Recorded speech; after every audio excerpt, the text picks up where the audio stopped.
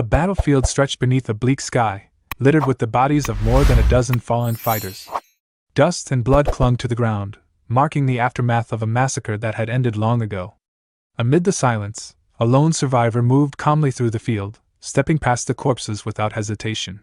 Sama Jian walked forward with steady composure, leaving behind the remnants of 100 wandering souls. His grip tightened around his sword, the pressure in his hand revealing the emotions he refused to show on his face. At the edge of the battlefield stood the final surviving enemy, a man trembling as he struggled to breathe. Sama Jian approached him without urgency, forcing the man's attention onto him. He identified the man as Byung-gak, a name that immediately triggered panic. Byung-gak demanded to know how he was recognized, anger mixing with fear. Sama Jian only observed him quietly before implying that Byung-gak had forgotten him, suggesting that many prisoners had passed through Gumho Fortress over the years. As Sama Jian advanced, he admitted that the long-awaited moment carried a bitter weight. The tension in Byung-gak's mind sharpened into alarm as he realized the attacker had been there before, likely a former prisoner.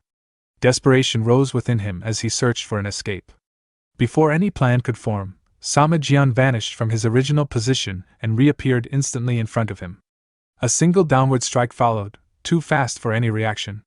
Byung-gak was struck down and collapsed under the force of the blow. Sama Jian sighed, disappointed that his opponent had attempted to escape during their exchange. He continued forward, stating that the conversation was not yet finished and that the man's punishment had only begun. He then referenced an event from 12 years earlier, prompting confusion and fear in Byung-gak. The mention triggered fragmented memories of the Yunsang escort agency. Recognition slowly surfaced in Byung-gak's mind as he recalled a group of escorts captured during an ambush at Gumho Fortress. Those memories revealed the truth. Sama Jian had been among those prisoners. The past resurfaced with brutal clarity. 12 years earlier, Sama Jian had been bound and dragged into the fortress by Byung-gak's men. He had been forced to witness torture inflicted on his companions. Among the atrocities, a burning iron rod had been pressed into his chest, leaving an unforgettable scar and pain that had nearly broken him. Back in the present, that buried trauma transformed into overwhelming killing intent. Sama Jian gathered his internal energy and struck with explosive force. Byung-gak was overwhelmed, unable to even speak as successive attacks crushed his defenses. With cold precision, Sama Jian severed Byung-gak's limbs, ensuring he could no longer move.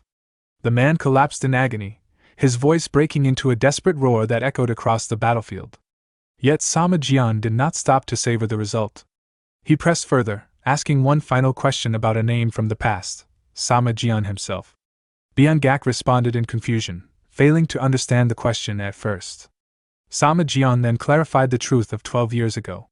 During the ambush of the Yunsang escort mission, Byung-gak's group had sold him into slavery. The realization finally struck Byung-gak. He confirmed the memory with fractured regret, but there was no time for redemption. Sama Jian's sword came down again, and his killing intent surged to its peak. He declared that Byung-gak would carry that truth into the underworld, identifying himself as the escort guard who had been betrayed and sold. He channeled all his remaining power into a final release. The energy within Byung-gak's body ruptured violently, and his body disintegrated under the overwhelming force. Blood scattered across the ground as the last remnants of life faded. Sama Jian stood silently over the ruined corpse, his vengeance complete. After a moment, he sheathed his sword, though his expression remained heavy. The battlefield around him was silent and desolate, stained with the aftermath of retribution.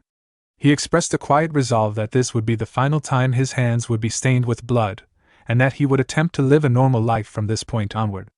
As he prepared to leave, the ruins of a distant stone wall suddenly shattered.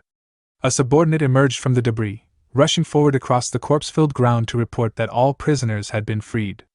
Sama Jian acknowledged the report and praised the effort, while the subordinate observed the battlefield and commented on the completion of revenge.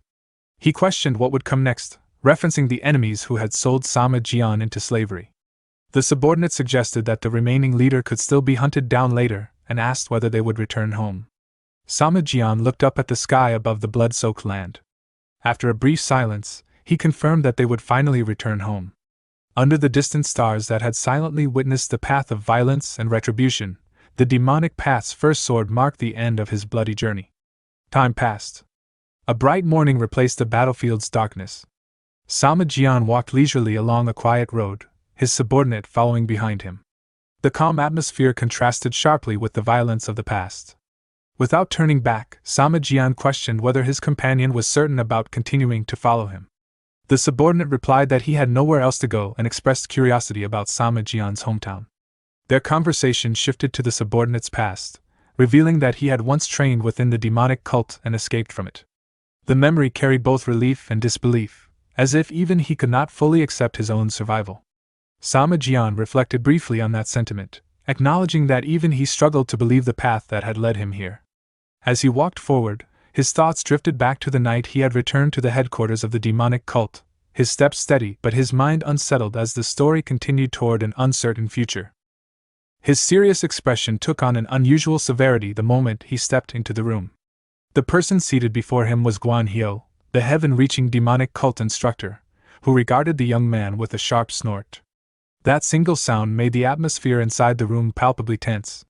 Sama Jian stepped forward and offered a formal greeting with clasped hands. Guan Hyo's sharp brows immediately tightened as he observed him in silence. Without speaking, he slowly poured tea into a cup, using internal energy to guide its movement with precise control.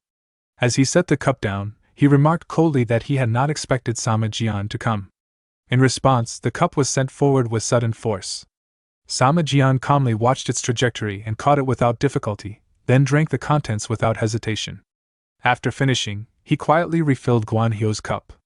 He then stated that when they first met the cult leader in Black Dragon Valley, a promise had been made granting freedom after 10 years of service to the Divine Demon Clan. Those 10 years had long since passed, and he had also fulfilled the additional condition given to him 3 years earlier. Guan Hyo leaned back, acknowledging the mention of a promise, but his thoughts turned uncertain as he set the cup down with controlled precision. He reflected that although the demonic factions had been unified and the heaven-reaching demonic cult had been restored, matters were still far from ideal, and he appeared inclined to reconsider the agreement. Sensing this shift, Sama Jian asserted that the original condition had not been simple unification, but the elimination of the 10 supremes of the demonic path who had once controlled the factions, all of whom had now been brought to their knees before the cult leader. Guan Hyo acknowledged this truth in silence, and poured himself another drink. As he drank, he recalled the years of training in Black Dragon Valley, remembering how among all the children raised there, Sama Jian had always stood out. Yet he had not been at this level in the past. In terms of raw martial skill, he had once been inferior even to Chiaowu. Everything had changed after his return from the destruction of the Ghost Gate sect. The murderous aura that once surrounded him had vanished completely, replaced by a fundamentally different presence, and his martial arts had advanced beyond imagination. Guan Hyo questioned inwardly what had truly happened to him during that time. At that moment, Sama Jian apologized. Guan Hyo abruptly slammed his empty cup onto the table and dismissed the apology as meaningless. He declared that Sama Jian had worked hard all these years, acknowledging that although his fate had been harsh, his contributions would not be forgotten, and he was permitted to leave. Having achieved what he came for, Sama Jian did not prolong the exchange. He expressed brief gratitude and turned to depart, offering a final remark of farewell. One of Guan Hyo's guards, angered by his demeanor, drew his sword and moved to strike, but Guan Hyo immediately restrained him with a calm command. Sama Jian remained still for a moment, as if assessing whether they would truly attack, before finally stepping out of the room.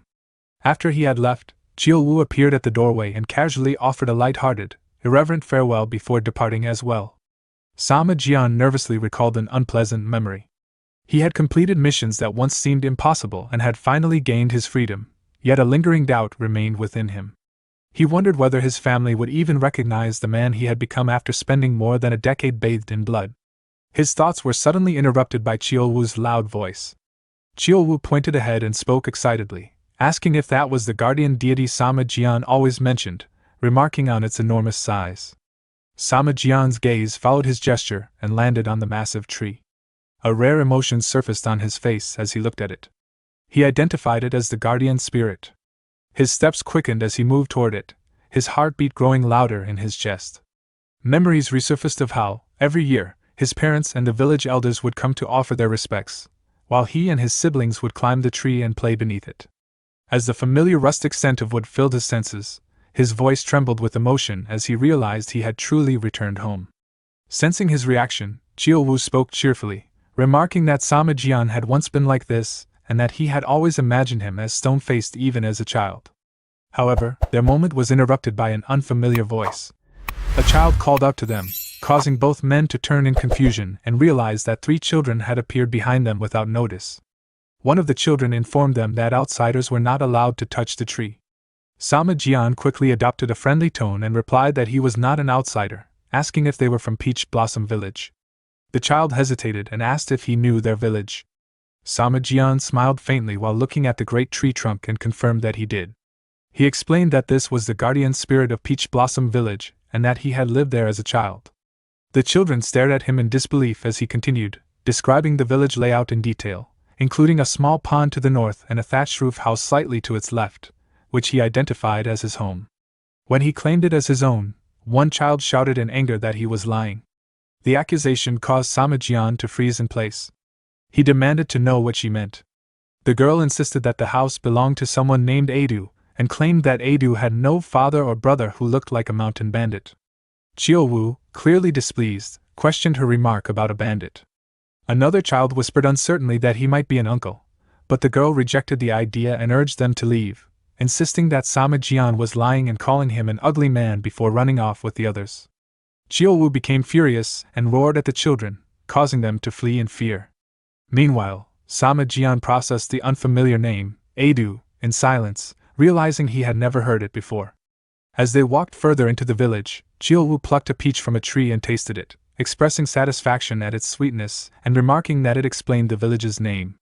He called out to Sama Jian, urging him to try one, but Sama Jian declined coldly. The two continued toward the northern side of the village. Soon, they arrived at a thatched roof house beside a small pond. The sight stirred deep emotion within Sama Jian as memories resurfaced. He murmured in quiet disbelief that the house remained exactly as he remembered, even in his dreams. Chiao Wu approached and asked if this was the place. Sama Jian confirmed it with quiet excitement. Just as he was about to step forward, a suspicious voice called out demanding to know who they were. Sama Jian turned and saw an elderly man watching them warily, surrounded by villagers armed with hoes, sickles, and clubs. It became clear that the children had reported them. The old man stepped forward and questioned their presence, stating that the house belonged to Adu and asking what business they had there. Sama Jian grew increasingly confused and denied the claim, insisting that it was the home of the Sama family, which had belonged to his ancestors for generations. The old man asked who he was. At that moment, Sama Jian paused and suddenly recognized him, asking if he was Mr. Zhang from the village chief's household. Zhang was shocked that the stranger knew his name and confirmed it cautiously, asking who he was. Sama Jian stepped forward, grabbed his hand, and his eyes brightened with emotion as he declared that he was Sama Jian, the boy who had once lived in that very house. Zhang was stunned at first, momentarily unable to place the name. Sama Jian, who was that? Then, an old image surfaced in his mind. Sama Jian, could it be that child from back then? Sama Jian could not hide his delight, and confirmed that it was indeed him. Zhang's shock deepened as he muttered in disbelief. To convince him further, Sama Jian gently pushed his hair back, revealing a faint scar on his forehead. He pointed it out, and asked if Zhang remembered it, the scar he had received when Wook struck him with a stone after losing a fight. At that moment, emotion overwhelmed the old man.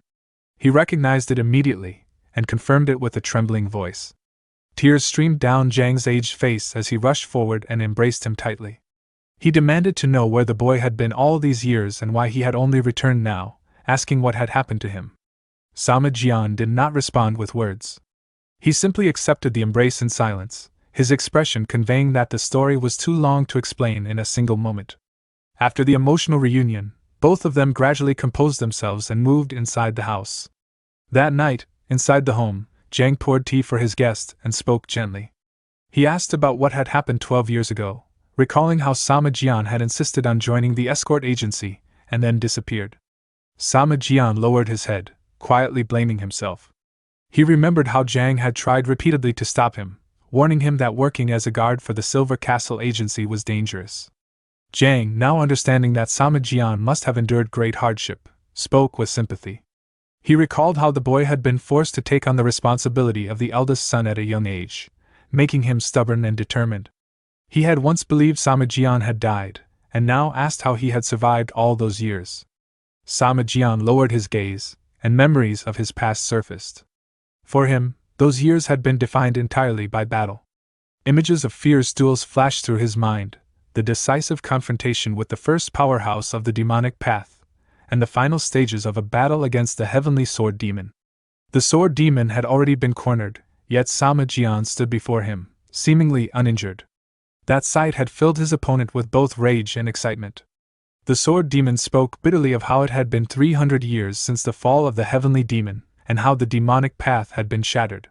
He mocked the so-called divine demon cult that claimed it would reunify the fractured demonic world, yet admitted that the rumors had proven true, that all of the 10 great demonic powers had been defeated by an ordinary-looking force, leaving only him. Sama Jian did not prolong the exchange and stated plainly that the sword demon was the last one. Once he was eliminated, he would finally be free. The sword demon's blood boiled at those words. With a fierce grin, he challenged Sama Jian to try, declaring that if he succeeded, he would become the strongest in the demonic cult, the first sword of the demonic path. Without delay, he unleashed a powerful strike to demonstrate his pride. However, the difference in strength was absolute. Sama Jian countered with a single swing of his sword, releasing a beautiful vortex of energy that sent the sword demon flying. The sword demon struggled to rise, but his strength had completely left him. He could only kneel, defeated. The outcome was undeniable. The pride and glory of his entire life came to an end in that moment. With a final breath, the sword demon admitted he had never expected such overwhelming power before collapsing lifelessly. He became nothing more than another forgotten name in the flow of history. Only then did Sama Jian exhale slowly in relief. Standing beneath the open sky, he looked toward the sun with a faint sense of hope and realized that it was finally over. Returning to the present, Jian found himself at a loss for words. He considered that even if he told the truth, it was unlikely to be believed. With that thought, he gave a vague explanation, stating that he had been sold to a mercenary group and had wandered for years before finally finding a way back. Zhang did not press for further details and instead offered quiet sympathy, acknowledging that he must have endured great hardship. Jian quickly shifted the topic and asked about his family's whereabouts. Zhang hesitated slightly before answering that Jian's siblings had moved to Sohung. Surprised, Jian repeated the name, and Zhang confirmed it, explaining gently that it had been 6 years since the move. After Jian's disappearance, they had tried to endure, but eventually had no choice but to relocate. The next morning, Jian set out once again. He and Qiuwu bid farewell to the village and departed quickly. However, the joy of returning home had already begun to fade, leaving behind a hollow ache within him. Zhang's words from the previous night continued to echo in his mind. His mother had passed away the year before. Jian climbed a quiet hill alone and sat on a large rock. Overwhelmed by emotion, he broke down in tears. He mourned his mother, missed his younger siblings, and blamed himself for everything he believed he had failed to protect. Trembling under the weight of his grief, he questioned how such an unfilial son could ever ask for forgiveness. After some time, he forced himself to regain composure. Later, upon reaching Sohung, he discovered a dilapidated old house. The sight only deepened his sorrow. Qiuwu attempted to lighten the mood by teasing him, questioning whether he was afraid, and remarking that it was unusual to see him like this after having once walked calmly through enemy territory. Jian dismissed the comparison, stating that this situation was different. Qiuwu shrugged and urged him to simply go inside, insisting there was nothing to fear. Jian hesitated, admitting that it was not so simple. He felt he did not have the right to face them after all this time, especially considering how much they must have suffered while living in such conditions. Qiuwu dismissed his concerns, suggesting they could simply buy a new house and encouraging him to act now that he had returned. After a moment of silence, Jian accepted the encouragement. He resolved inwardly that he would never leave his family again. With renewed determination, he stepped forward and raised his hand to knock. He called out, asking if anyone was home, but his movement stopped abruptly.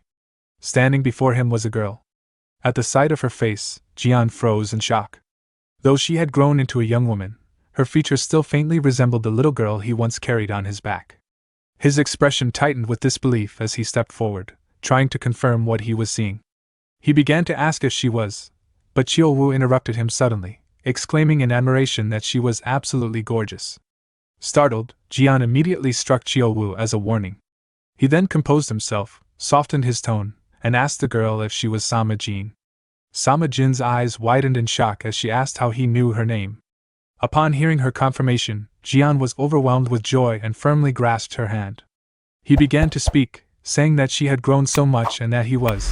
However, his words suddenly trailed off. Something about Jin's hand felt deeply wrong.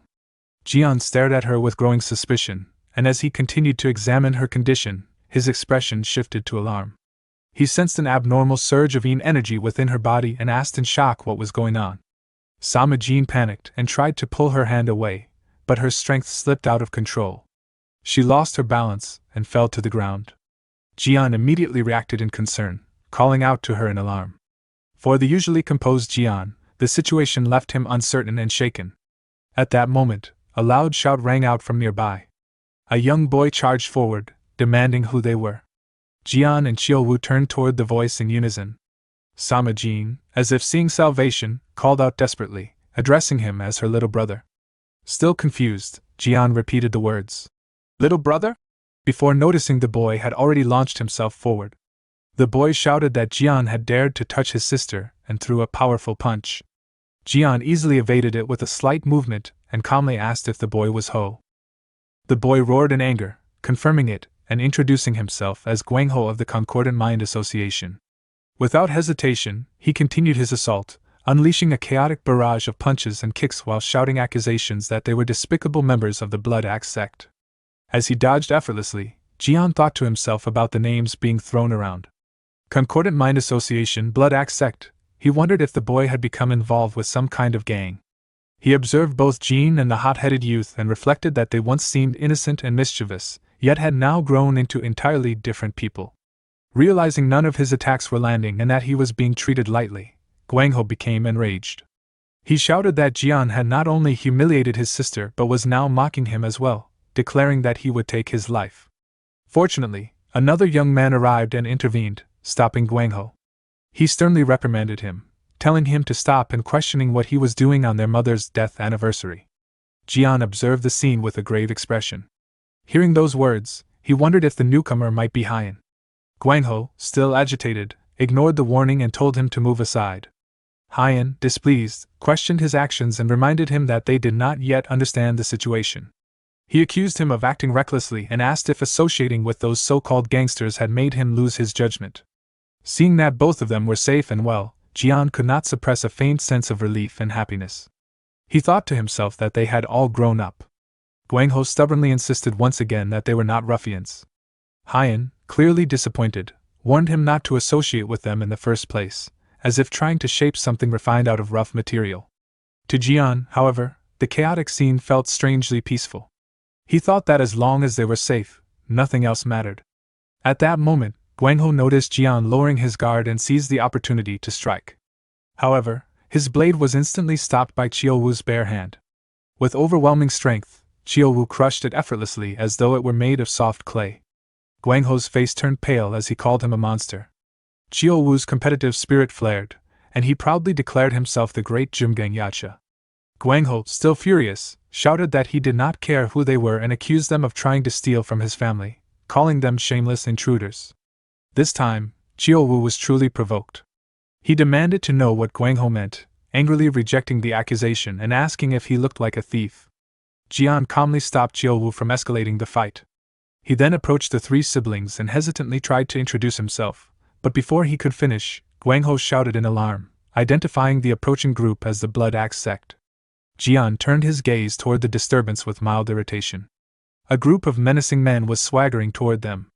The leader glanced at his subordinate and asked who the unfamiliar figures were, then, without waiting for an answer, raised his chin and spoke in a condescending tone, demanding who they were and what they were doing there. Without hesitation, the leader stepped forward, grabbed Jian by the collar, and roared for him to answer properly. Another Blood Axe member approached Qiuwu, sizing him up with disdain and asking what such a massive man was doing there. Guangho, witnessing this, burned with rage. He pointed at them and shouted that this was Concordant Mind Association territory and demanded to know why the Blood Axe sect had come. Jian narrowed his eyes as he observed them. So it really is the Blood Axe sect, he thought. At that moment, the group leader smirked and declared arrogantly that they were taking over the area, then specifically addressed Guangho by name. Hearing this, Guangho's expression darkened. Grinding his teeth, He muttered that one troublemaker had not been enough and now they were seeking an all-out fight. He released Jian's shoulder, stepped forward without hesitation, and prepared to confront them directly. The leader walked forward with an arrogant swagger, saying that everything would end peacefully if they cooperated. In that instant, Jian's sword was drawn from its sheath. With a single fluid motion, he struck.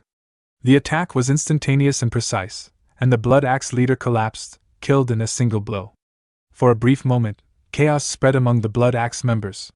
They looked around in shock and suspicion, one of them exclaiming in disbelief, demanding who had done it and how it was possible.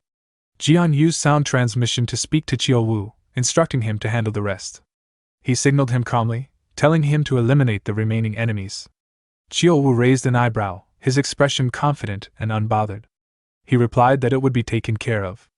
Without hesitation, the remaining Blood Axe sect members charged forward with their blades aimed at him. Chiao Wu moved to meet them head-on. With a faint, confident expression, he advanced and unleashed his fists, quickly overwhelming and striking down the attackers one after another.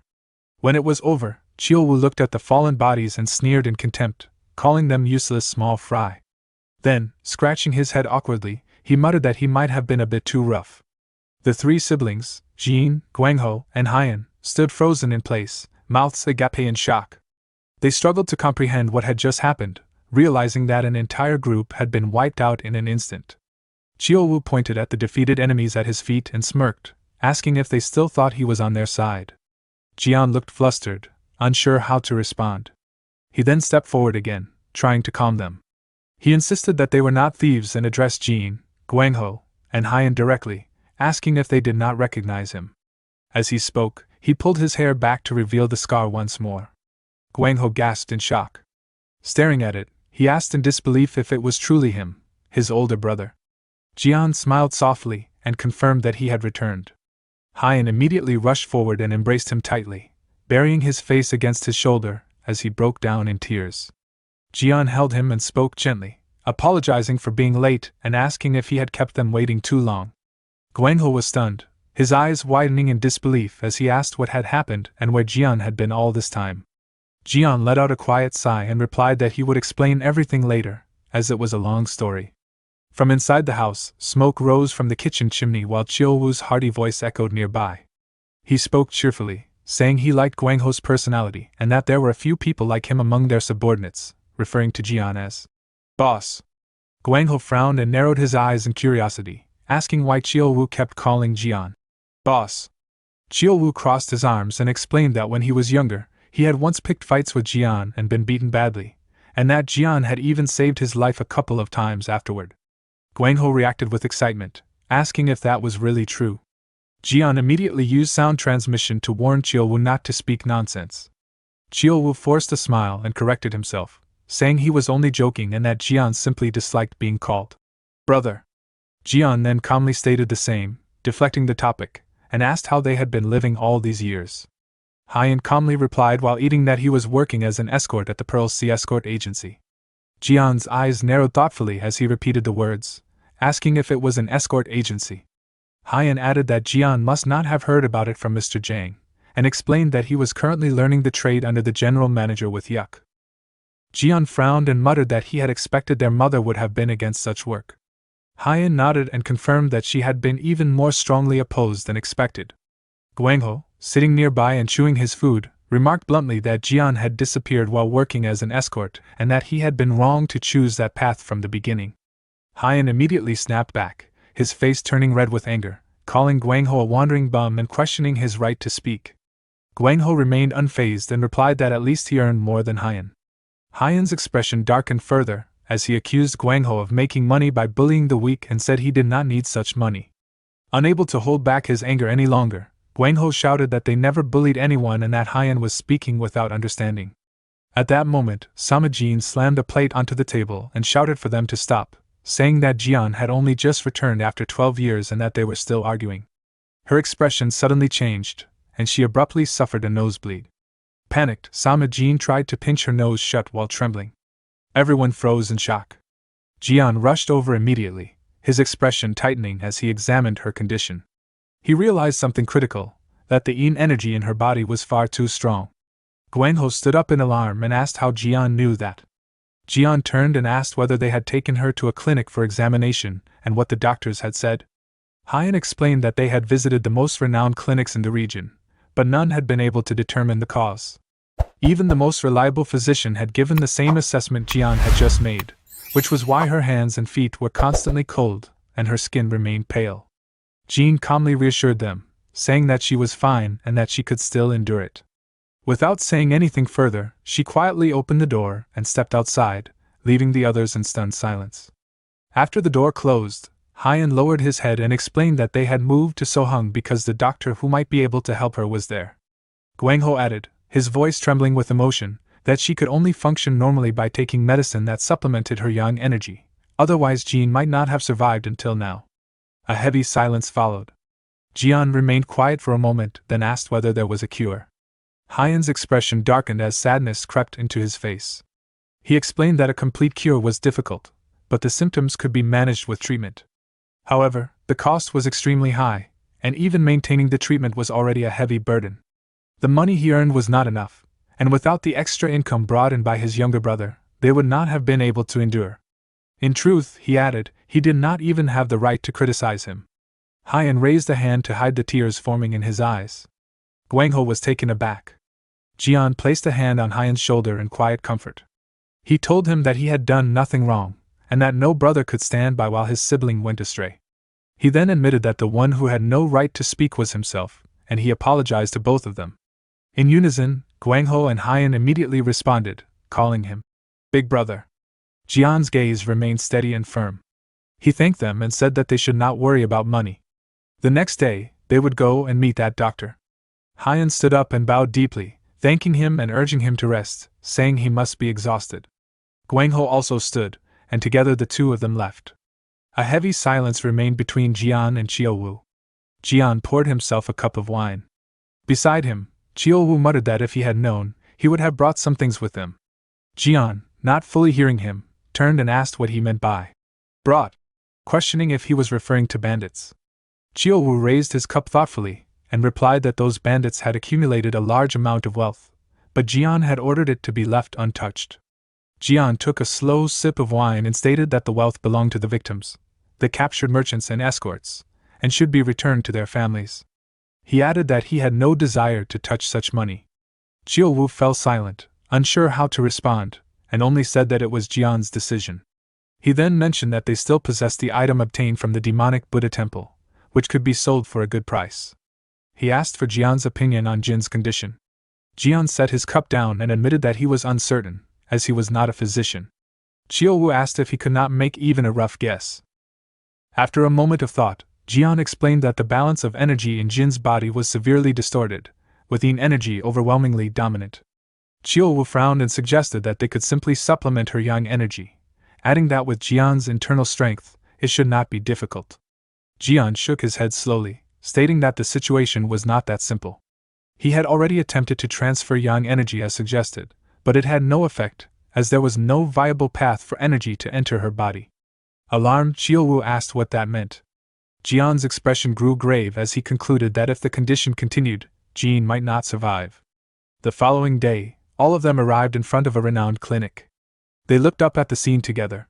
The place was packed with people, and the noise of families and patients filled the air as attendants called out for order.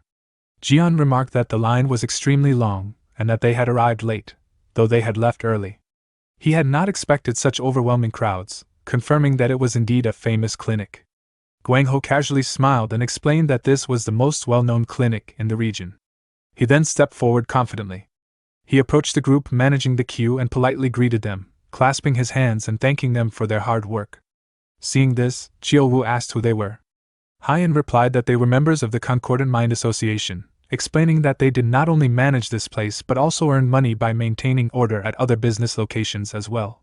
Qiuwu scoffed slightly, remarking that they were essentially security guards.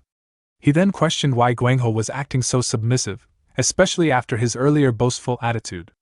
Qiuwu spoke dismissively, asking what pillar they were referring to and remarking that Guangho was nothing more than an errand boy. He then laughed heartily, adding that everyone had to start somewhere. After completing his negotiations, Guangho quickly returned and called the group over, announcing that arrangements were finished and they could proceed inside. Chiu-Wu smiled with satisfaction and leaned toward Jian, quietly commenting that Guangho was more capable than he appeared.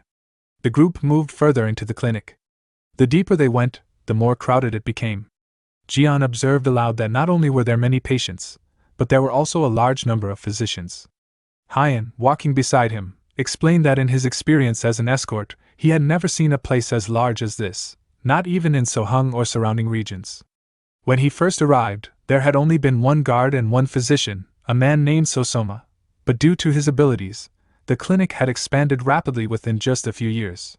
Jian quietly repeated the name. Sosoma.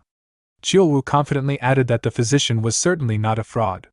Although Jian acknowledged this, he could not suppress his lingering concern. He wondered why such a skilled physician had been unable to diagnose Sama Jin's illness. At that moment, Guangho entered ahead of them and greeted the staff enthusiastically. The physician responded, noting that it was not yet time for a follow-up visit and asking why they had come. Guangho directly stated that they had a matter to discuss and requested an audience. The physician nodded and instructed them to wait inside while he summoned his master. Inside, injured patients were visible throughout the area. As Jean settled into a room, a voice came from outside announcing the physician's arrival. Shortly after, the physician entered with an apologetic expression, saying he had been surprised to learn of their visit. He added that the previous medicine was still effective and had worried her condition might have worsened. After examining Jin's face closely, he concluded with relief that it did not appear to be the case. Guangho quickly clarified that they were not there for a routine visit. He explained that Jian had insisted on meeting the physician, which was why they had come in haste. Jian stepped forward respectfully, clasping his hands and introducing himself as Sama Jian. The physician returned the greeting and introduced himself as Huang Zhong. He added that although he had been treating the patient's family for years, he had only just learned that she had an older brother. Observing him, Jian silently assessed that the physician gave a good impression and appeared genuinely humble. He also noted with mild surprise that the man seemed to be a physician who also practiced martial arts. Chiu-Wu appeared to share the same impression, remarking that the physician was quite impressive. Through sound transmission, Jian quietly confirmed to Chiu-Wu that the man possessed real ability. Jian explained to the physician that he had been away for a long time and had only recently learned of Jin's serious illness. Upon hearing that the physician was directly treating his younger sister, he had come immediately to seek him out. Physician Huang Zhong responded politely, stating that while it was not a complete cure, they were welcome to seek help. He then checked Jin's pulse and conducted a thorough re-examination. The room fell into complete silence as everyone watched intently. After a moment, the physician spoke with a sorrowful expression, admitting that Jin's condition had always troubled him and that he regretted his limitations as a healer. Hyan quickly tried to comfort him, saying he should not blame himself, and that Jin was still alive thanks to his care. Without him, she might not have survived until now. The physician thanked him for his understanding but explained that he could only slow the progression of the illness and prevent the worst outcome. Jian fell into deep thought, repeating the phrase silently in his mind, the worst outcome being Jin's life itself. He then asked whether stronger medicine would improve her condition. The physician explained that the current treatment did have some effect, and that stronger medicine would likely yield better results. He elaborated that they were currently using herbs that strengthened yang energy to counteract Jin's overwhelming yin energy, with fire spirit herb as the main ingredient. A stronger variant could increase effectiveness. However, he added with resignation that the most powerful form, the 1000-year fire spirit herb, was extremely rare and nearly impossible to obtain. He also mentioned Gongqing petroleum as another possibility. Jian asked whether such medicine was available in the clinic. The physician waved his hand and stated that such spiritual medicines were not stocked there and were dangerous to handle. Both Jian and Chiu-Wu silently came to the same conclusion, that such rare spiritual medicines were sought after even by martial artists. After a moment of silence, Jian asked where he could find them. The physician did not answer directly. Instead, he asked whether they had ever heard of the Suryong merchant group. Hyan, standing beside them, responded that he had some knowledge of it and asked if he meant the merchant group based in Hangzhou. The physician confirmed it, explaining that it was one of the largest merchant groups in the Central Plains. He then stated that not long ago, the chairman's son had fallen seriously ill with malaria, prompting an urgent request for him to treat the boy. During that time, the chairman had mentioned possessing a medicine capable of curing the illness, and upon seeing it, the physician had been greatly surprised. Jian frowned and asked whether the medicine had been used. The physician immediately denied it, stating that if Gongqing petroleum had been used to treat malaria, he would have been ridiculed as a physician throughout the world. When he refused its use, the guild master had even responded half-jokingly. Jian fell silent for a moment, and then asked how much it cost.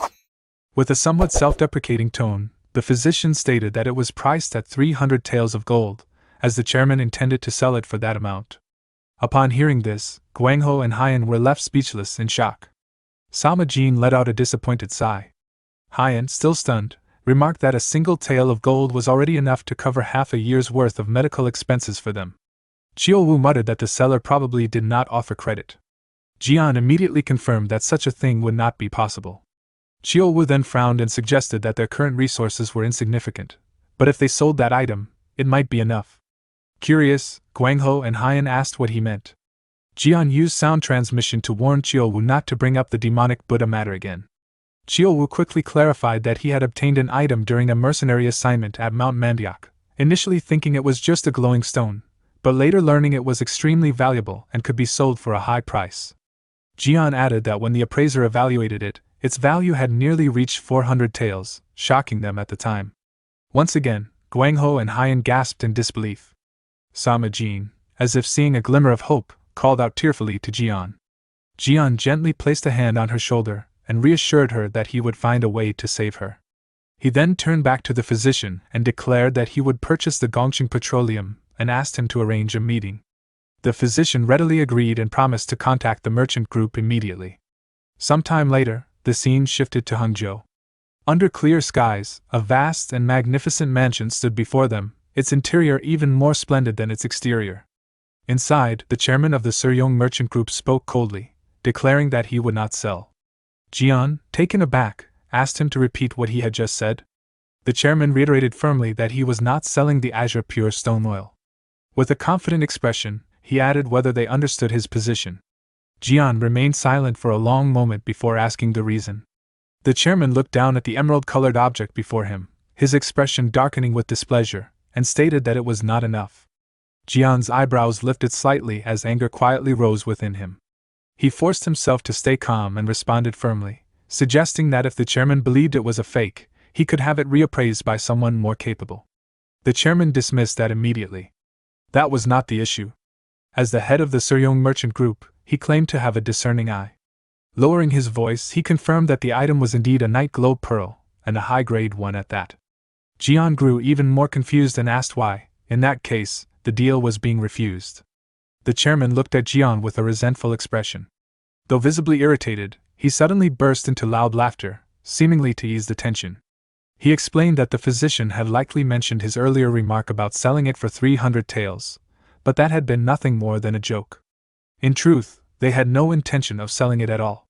His expression then turned serious again as he asked whether Jian understood why the item had been taken out in the first place. Jian answered directly, stating that it had been due to the chairman's son contracting malaria and its intended use as treatment. The chairman confirmed this without hesitation, adding that his son had contracted the chronic form of malaria, the most severe and difficult type to treat. That was precisely why he had brought out the medicine. He further explained that azure pure stone oil was regarded as a spiritual medicine capable of bringing the dead back to life, and that finding it was as difficult as plucking stars from the sky. Chiou-Wu, who had been listening silently, became visibly tense upon hearing this. The chairman continued without concern, explaining his reasoning for refusing the sale. If news of its existence spread, their residence would immediately become a target for countless opportunists and greedy factions. For that reason, it had been kept hidden, reserved only for emergencies involving important members of the merchant guild. He added that the physician had been trusted with the secret and had promised not to disclose it, as he was not someone who broke his word easily. He then added another point with sharp judgment, noting that the physician must have only revealed it while desperately searching for a cure for a critically ill patient. And given the circumstances, that patient could only be someone extremely important. He paused briefly, and Jian understood the implication without needing it spoken aloud. The chairman straightened his posture and continued in a serious tone, stating that once a secret was exposed, others would inevitably come investigating. Therefore, it had to be dealt with immediately.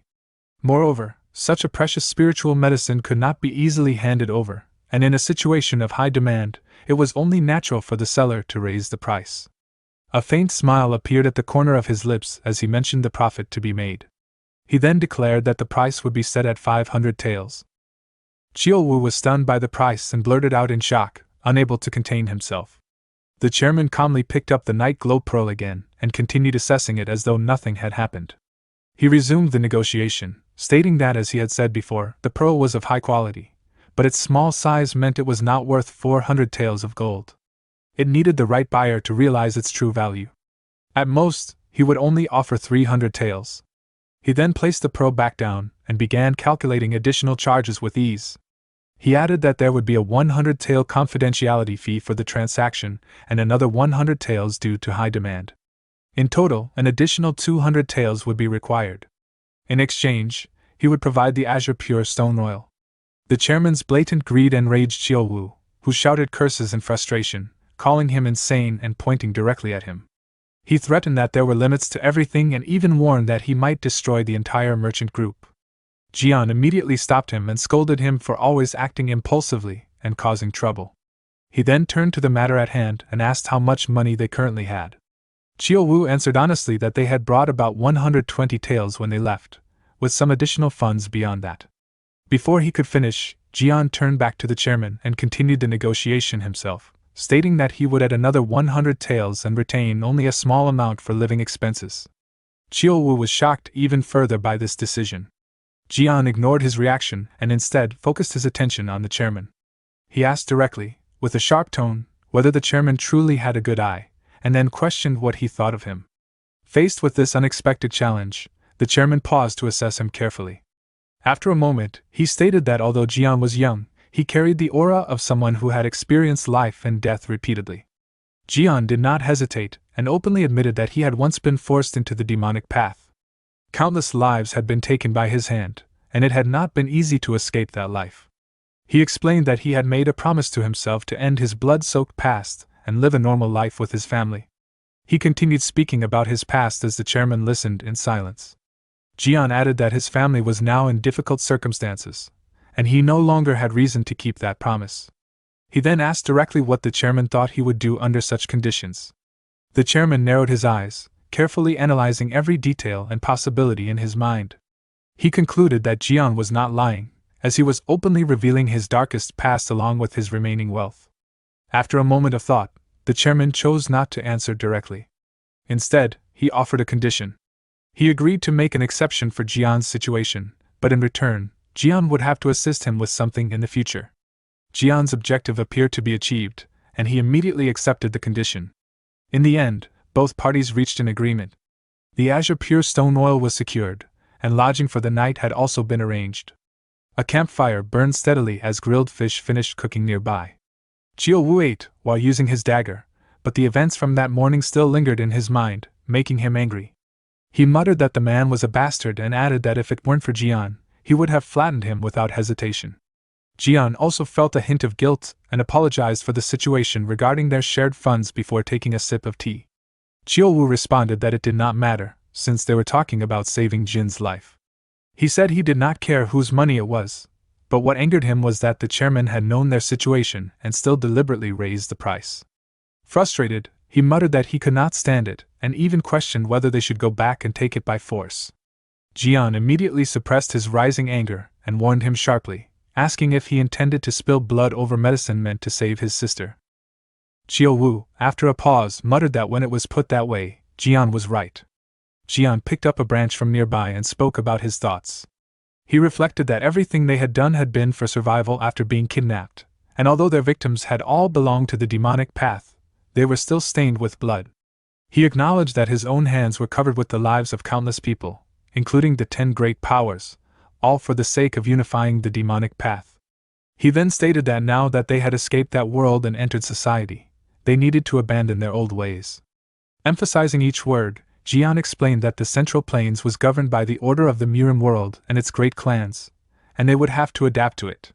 He added that when he had given the extra 100 taels, it had been with the intention of leaving some funds for living expenses, and he believed that decision was the right one. He then said that after saving Jin, they would still need to find a way to live. Though it was late, he wanted to take responsibility as the head of the family and live a normal life together, hoping it could also serve as a form of atonement for his late mother. Finally, he added that he would not force Chiyowu to stay, and that he was free to leave whenever he wished. Chiyowu, who had been drinking, suddenly stopped. His eyes widened in shock, and he flailed his hands anxiously as he quickly insisted that he was sorry for being hot-headed. He said they had sacrificed too much to escape their past, and when he thought about their squadmates, he could not abandon them. He added that the current situation reminded him of the old days. Jian, who was eating fish at the time, paused and asked what he meant. Chiyowu fell silent, feeling guilty, and vaguely referred to the past, mentioning the time Jian had obtained Gongqing petroleum from the Guimum clan and given it to him. He admitted that if he had saved some instead of drinking it all, they would not be in this situation. Seeing his regretful expression, Jian could not bring himself to scold him. He simply told him to save it, adding that there had not been much to begin with and that for someone of Chiyowu's size, it had barely been enough anyway. Chiyowu chuckled and admitted he had a point, but added that thanks to it, he had perfected his diamond body technique. He then turned his head slightly and glanced into the darkness behind them, saying that he could smell the blood of those people. Suddenly, a strange sound came from a distance. Chiyowu narrowed his eyes and wondered who it could be. Jian also became alert, his expression sharpening as he gathered his belongings. He said he did not know, but had a bad feeling, and that they would have to see for themselves. The sound of approaching horse hooves grew louder and clearer. Soon, a group of bandits surrounded them completely. Once Jian and Chiyowu were encircled, the riders halted and dismounted one by one, each carrying dangerous weapons and locking onto their targets with hostile intent. Jian glanced at them and remarked calmly that they were not very friendly. One bandit drew his sword and said that the fugitives were surprisingly fast. Another added that they had almost lost them. A third, already with his blade drawn, gave a blunt order to cut their legs first to ensure they could not escape. Jian's tone turned serious as he asked whether they were being followed. The bandits ignored his question and demanded that they hand over their goods if they valued their lives, promising a painless death in return. The atmosphere instantly grew tense. Jian scanned the surroundings, searching for an escape route, while one of the men rode forward with arrogant composure. He warned that otherwise they would suffer endlessly, unable to live, yet not allowed to die. Chiyowu frowned and asked what goods they were referring to. The man pointed directly at their belongings and stated that he meant the item obtained from the Suryong merchant group. Jian's chest burned with anger. The chairman had promised secrecy, yet their location had been exposed regardless. Forcing himself to remain calm, Jian spoke coldly, telling them all to get lost. He said he had seen enough blood in his life and ordered them to leave if they valued their lives. A thug sneered, accusing them of pretending ignorance. He stated that after confirming they had taken the azure pure stone oil, they had tracked them all the way there. The others joined in with mocking laughter, saying they would have already handed it over if it were them. They added that their boss was simply worried the old man might consume it himself, and that if they waited longer, they would just raid the place anyway. They told them it would be better to die peacefully, hand it over, and go meet their ancestors. One of them glanced at Chiyowu and insulted him, asking what that giant bastard was supposed to be, calling him disgusting. Chiyowu did not take offense. Instead, he showed interest. He asked calmly what they meant by giant, and who they were. The thugs laughed mockingly, asking if introductions were really necessary. Another said it would not matter since they were about to die anyway, and that answering a few questions before reincarnation was simply the behavior of a true hero. Jian and Chiyowu exchanged a brief look, silently communicating. One of the thugs proudly declared that they were the Thousand Killers Gang, rulers of the night in Hangzhou, calling themselves heroes of their organization. At that moment, their leader suddenly shouted for everyone to be quiet. He rode forward and glared at them, declaring that he would count to 3 and demanded their decision, 1 for a peaceful death, 2 for a life worse than death. Chiyowu's expression twisted in disgust as he muttered that perhaps he should send them off first instead. The leader's face contorted in rage, veins bulging as he shouted whether they were daring to mock him. He immediately ordered his subordinates to act. They responded in unison. With a cold smile, he commanded them to show the enemies the taste of hell. The entire group raised their weapons toward Jian and Chiyowu. Chiyowu remained calm and turned slightly, asking if it was really necessary to risk their lives over a promise. Jian's eyes hardened with killing intent as he replied that there was no other choice, adding that he had already warned them. Chiyo Wu prepared for the fight while commenting on the smell of blood and the killing intent around them, noting that the opponents had taken quite a few lives. The leader, enraged, ordered his men to tear out the insolent brute's tongues. In response, 3 of the goons drew their swords and charged at Chiyo Wu with full force. Chiyo Wu faced them with a mocking smile, challenging them to come at him. However, before the fight could fully begin, Jian called for everyone to stop for a moment. Chiyo Wu turned to question him, and Jian pointed in a certain direction. Following the gesture, Chiyo Wu noticed something important and fell silent as he spotted 3 mysterious figures approaching through the dark forest. The bandits immediately shifted their attention and surrounded the newcomers. The woman among them observed the situation and assumed they were simply unlucky merchants being robbed. She then asked Jian if they needed any help. Jian, confused by the offer, explained that the attackers were thugs from the Hangzhou underworld and extremely dangerous.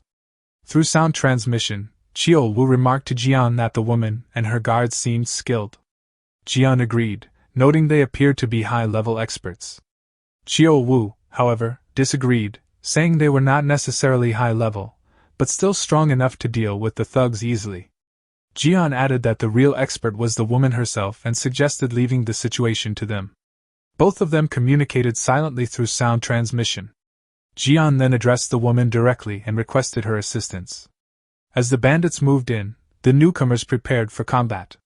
One of the guards asked for instructions, while another reacted irritably to the enemy's killing intent.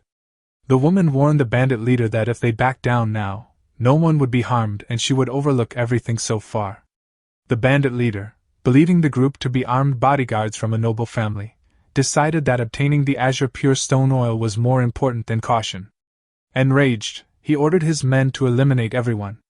Several bandits leapt forward to attack one of the guards, who called them vermin and drew his sword. With a single swift strike, he unleashed a powerful attack that struck all of them at once. The force sent the sheath flying and the bandits were thrown back violently. Moments later, they collapsed, completely defeated. A surviving bandit warned that they were experts and the situation had escalated. The guard calmly sheathed his weapon after finishing the fight. Chiyo Wu, impressed by the display of skill, commented that the man was not bad at all. The bandit leader, humiliated and furious, charged directly at the guards. His attack met the mustache guard's sword, creating a bright clash in the middle of the forest. The mustache guard easily evaded the strike and repositioned himself behind the opponent in a fluid motion. He remarked that the man might have lived if he had accepted the lady's mercy, though he found the situation more interesting this way. The bandit leader continued his assault in rage. The mustache guard calmly evaded while praising his strength. Then, with precise timing, he slipped past another attack and delivered a clean counter-strike. The blade cut through the leader, sending blood spraying as he collapsed lifeless to the ground, ending the battle. Afterward, the first guard questioned why it had taken so long. The mustache guard replied that the opponent had been a restaurant boss. The first guard then asked if he had truly been that strong. The mustache guard revealed that he had a decent amount of momentum, but then pointed behind the first guard, stating that there were prisoners. The first guard intended to eliminate all the bandits, but the woman instructed him to spare those who had surrendered. The mustache guard remarked that it sounded like something their lady would say. With the fight concluded, Jian approached the group and expressed his gratitude for their assistance. The woman responded that it was nothing and that they had simply done what was right in that situation. Jian explained that he should properly introduce himself to his saviors, but that they were currently in a hurry. The woman then told him to proceed ahead, as they would handle the remaining bandits. Jian bowed respectfully in thanks and turned to leave. After walking a few steps, he stopped, turned back, and introduced himself as Sama Jian, stating that if the opportunity ever arose, he would repay this debt of gratitude. Chiyo Wu commented that repaying this debt of gratitude sounded overly dramatic and a bit cringe. Jian immediately told his companion to shut his mouth. The mustache guard muttered that they were a strange pair. The first guard complained that the two had been rude and that, regardless of urgency, they should have cleaned up the mess they caused before leaving. The woman defended them, stating that they had asked for understanding and that she had agreed to their departure. Suddenly, her expression changed as if she had realized something important. Noticing this, the guards asked in alarm what had happened. The woman then explained that the two men had not shown the slightest fear during the entire incident. She repeated the observation, leaving her companions confused. She clarified that even while surrounded by blood and death, they had not flinched once. Their indifference made it seem as though they were merely spectators watching a scene unrelated to them. Some time later, Jian returned to physician Huang Zhang's clinic. He entered a room filled with medicinal supplies while carrying the rare item. Shortly after, physician Huang Zhang rushed into the room and anxiously asked whether he had obtained it. Jian confirmed that he had and carefully began unwrapping the package. The physician expressed regret for not accompanying him, but Jian reassured him not to worry, stating that simply being told how to obtain the azure pure stone oil had been more than enough. Huang Zhang thanked him for understanding and asked about the younger brother who had accompanied him. Jian explained that he had sent him to retrieve his sister, and that he should arrive soon. Huang Zhang reacted slightly awkwardly to this and appeared somewhat uneasy. Noticing the shift in mood, Jian inferred that they might have interrupted some urgent matter concerning the physician. Jian apologized and explained that he had been in a rush because he believed it would be best to begin treatment immediately now that the medicine had been obtained. He added that they would return whenever it was convenient for the physician. The physician replied that Jian had misunderstood him. It was not a matter of lacking time or inconvenience. He explained that there had been another reason he could not accompany them to the Suryong merchant group. Guests from his main family had arrived. Jian was surprised and repeated the physician's words, trying to understand the situation. The physician appeared tense while speaking and covered his mouth with his hand.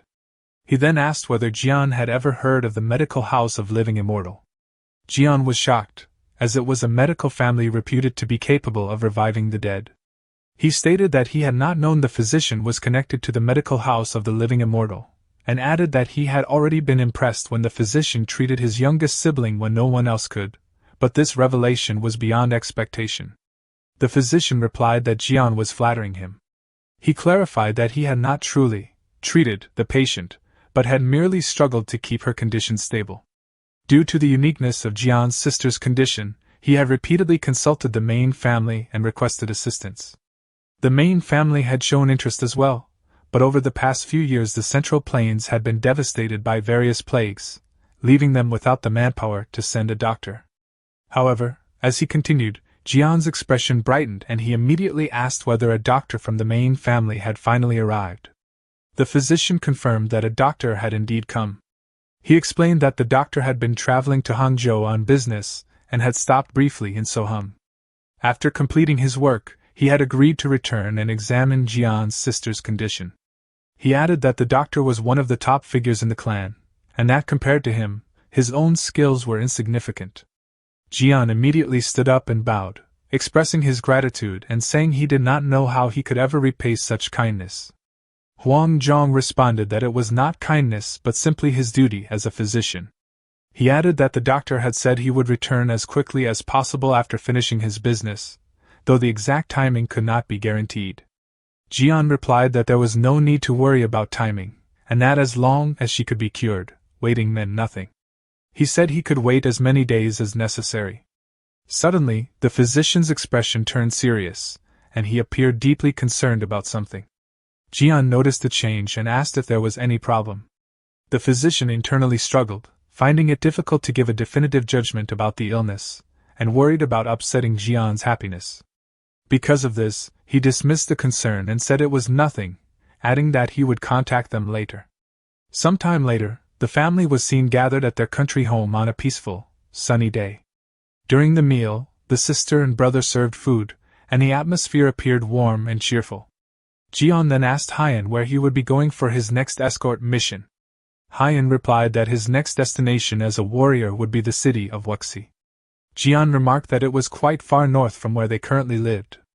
Haiyan confirmed the distance, but said that if nothing unexpected happened, he would return in 2 weeks. Jian remained silent for a moment, observing his younger brother. Then he finally asked whether Haiyan intended to continue with such a dangerous occupation. Haiyan asked if he should not continue.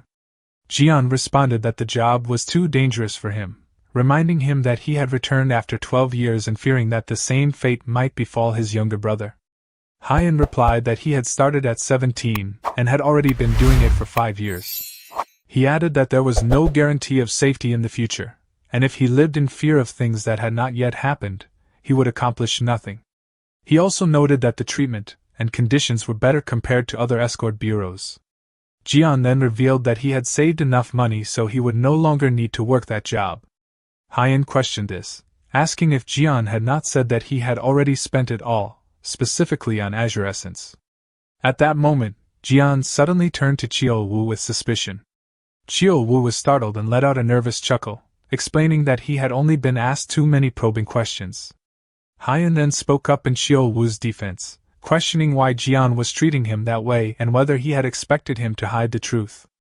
He added that even if there was money left, there was nothing specific for him to do with it. Jian suggested purchasing rice paddies and farmland, but Hyan pointed out that none of them knew how to farm. He added that neither of them even remembered much about it, noting that he had only done odd jobs for wages when he was young. Jian then brought up the idea of starting a business, but Hyan dismissed it, saying it would be even more difficult than farming and that without proper talent, it was the easiest way to lose everything. Guangho suddenly spoke up, stating that he voted for business and even offered to secure them a good location if needed. Chiyo Wu questioned what authority he had to do so, sarcastically referencing the Concordant Mind Association. Guangho replied that he might not look impressive, but he did have that level of influence. Chiyo Wu responded skeptically, saying that based on what he had seen before, he doubted it.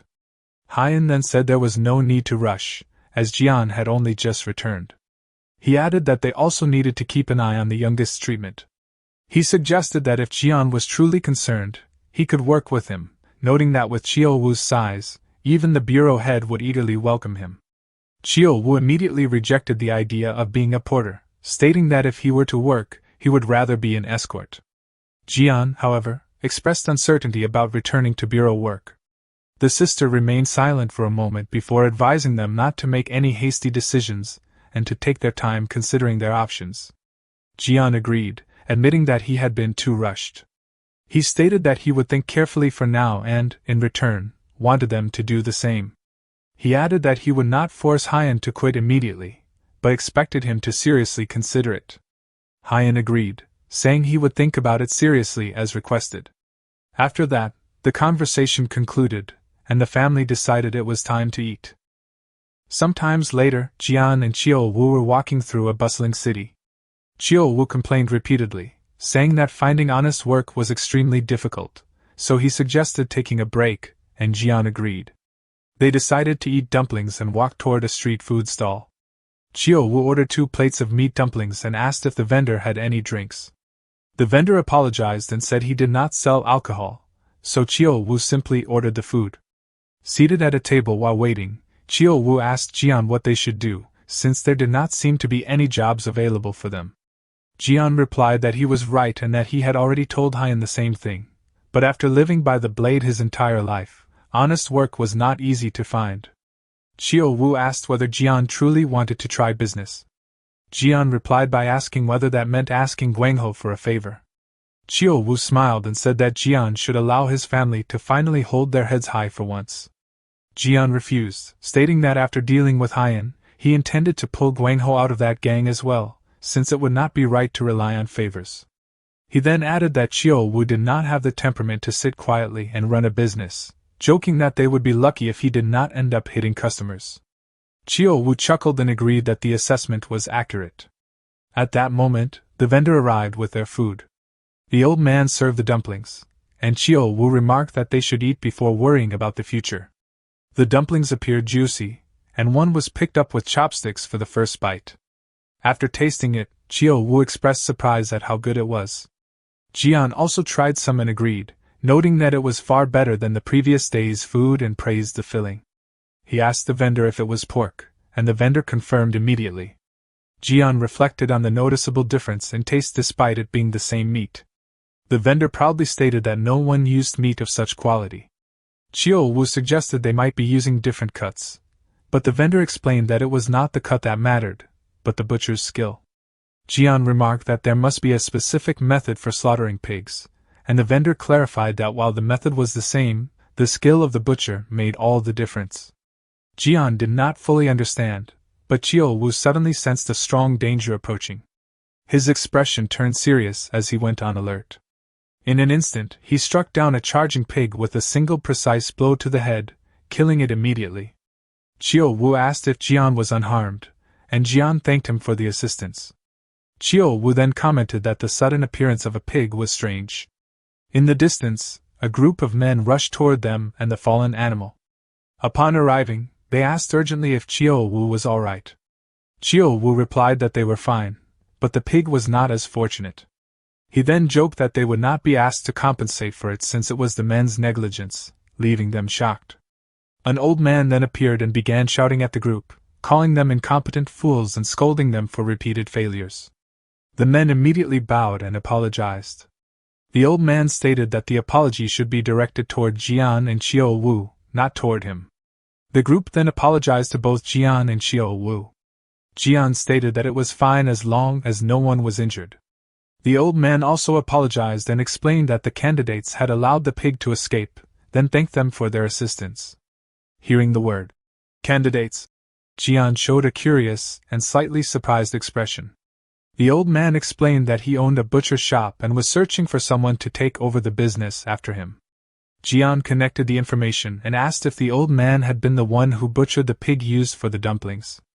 The old man confirmed seriously that he was indeed the one responsible. Jian then asked if they could take a look at the butcher shop. The old man was confused and questioned the reason, stating that there was nothing worth seeing since it was not a pleasant sight. Jian replied that such a sight was not commonly found either. Hearing this, the old man looked at the two for a moment as if considering the request. Shortly after, he agreed and allowed them to proceed. They were led to the back of the establishment where the butcher shop was located. There, the old man looked at a pig on the ground while his apprentices observed. He stated that the animal was no longer useful since customers had already been involved in catching it. He then asked the candidates why they believed the butchering process had gone wrong. One apprentice answered that the placement of the pin had been incorrect, and that it should have targeted the exact center of the head. The other added that the hammer striking the pin had slipped. The old man agreed with their observations but revealed that the entire process had been flawed from the beginning. He explained that the most important factor was ensuring the target did not realize it was being killed. The apprentices protested, saying they could not possibly know that since animals could not communicate. The master responded with a sharp, disappointed gaze. Another pig was then brought in and began calmly eating from a wooden bowl. The master instructed everyone to observe carefully. Without alerting the animal, the old man positioned the pin above its head. The apprentices were shocked, insisting it was impossible because the animal had previously panicked even at sight. The master explained that the pig did not react because it had not sensed any killing intent. He further explained that animals were extremely sensitive to such intent. To demonstrate, the old man released a faint killing intent, causing the pig to immediately panic. It drooled in fear and retreated, disturbed by the sudden shift in atmosphere.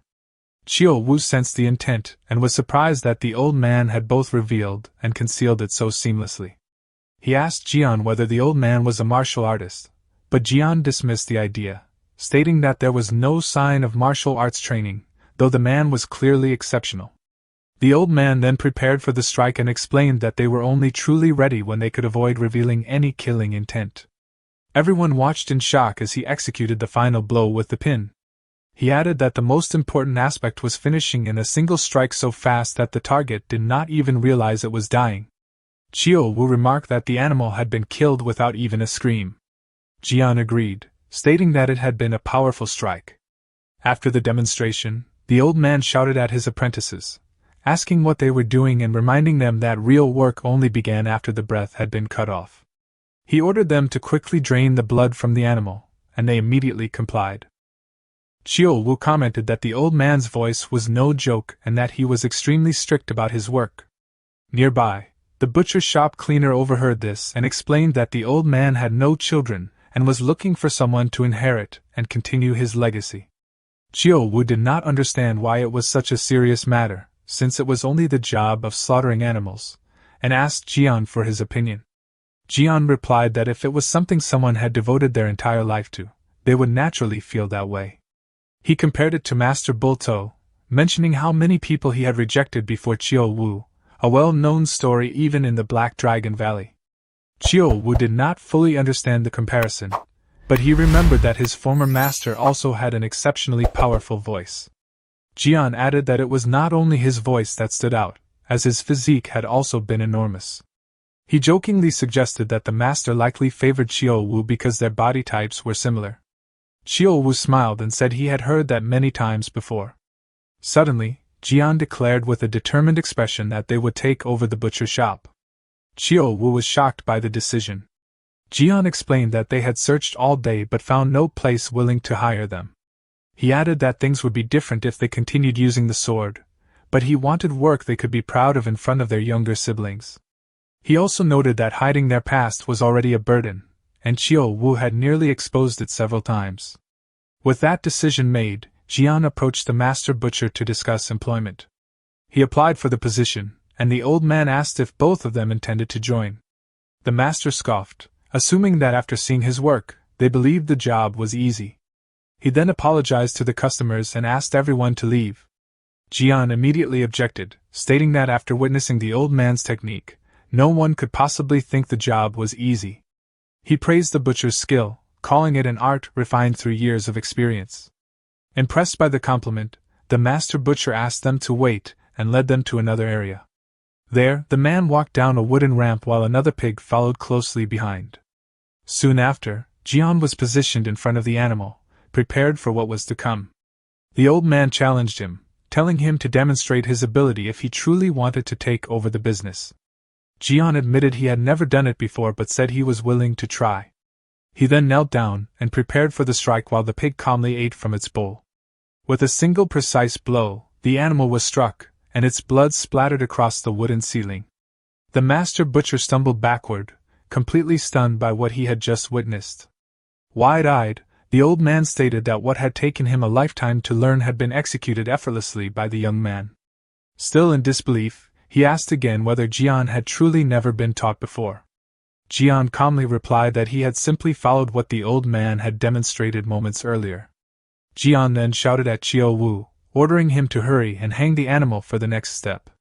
Chiyo Wu grumbled in annoyance at the shouting, but still moved to assist with the task. The master butcher was shocked to see the ease with which he lifted the pig, noting that it normally required 3 or 4 grown men to handle it. Chiyo Wu prepared to hang the animal and asked if he truly needed tools for the job. The old man was confused by the question and asked what he meant.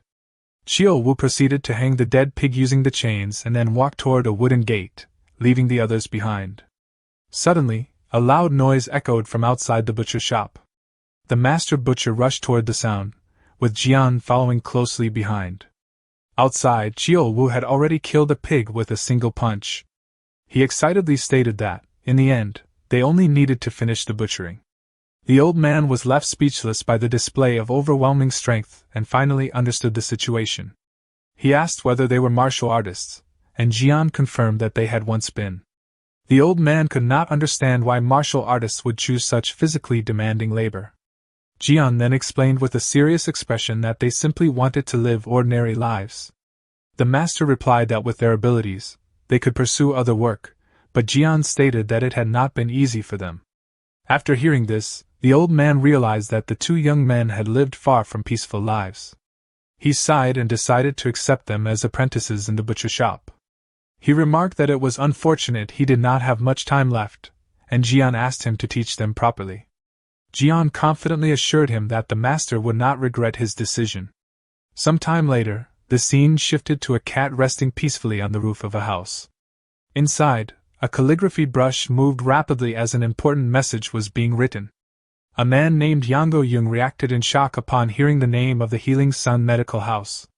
His servant, Dang Beck, reported that a member of the imperial family who had retired to Hangzhou had fallen gravely ill, and that the imperial court had personally requested assistance from the Healing Sun Medical House. Yango Jung responded that the physicians of the Healing Sun Medical House who were heading to Hangzhou had clashed with the Gaidong, finding the situation strange and questioning why they would act so violently without reason. Dang Beck replied that the Gaidong had been pursuing the Azure Pure Stone Oil. Upon hearing this, Yango Jung became even more furious, complaining that such a valuable item had been wasted on treating a declining member of royalty. However, Dang Baek corrected him, stating that it had not been used for the royals' treatment. He explained that the owner of the azure pure stone oil was someone else, and that there was still a chance to obtain it. Yang Do-young poured himself a drink and asked whether the owner was someone else, questioning if it was not the property of the Healing Sun Medical House. Dang Baek replied that it was indeed someone else, explaining that the Gaedong had originally been chasing that person when they clashed with the Healing Sun Medical House. Yang Do-young stated that he should have said so earlier, then demanded to know who it was and who possessed the azure pure stone well. Dang Baek replied that it was a man named Sama Jian from Shaoxing, who had purchased the azure pure stone oil that the leader of the Water Dragon Merchant Union had been secretly keeping in order to treat his younger sister. Yang Do-young revealed a mocking smile and commented that he had not expected the greedy old leader of the Water Dragon Merchant Union to have obtained the azure pure stone oil. He then considered it an opportunity beyond measure, noting that if it was truly the azure pure stone oil, it could cure the illness of the young member most valued by the Yongo clan. He immediately ordered his subordinate to use any means necessary to obtain it. He further instructed that if the oil had already been used, they should capture the sister who had consumed it, as she would not have fully absorbed its effects yet, and the medicinal power would still remain in her blood.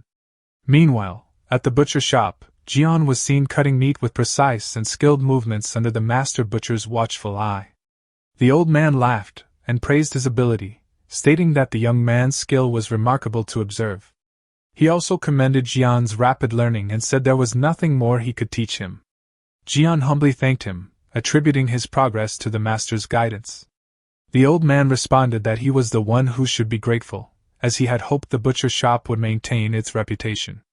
He added that if it failed to do so, it would be better for it to disappear entirely.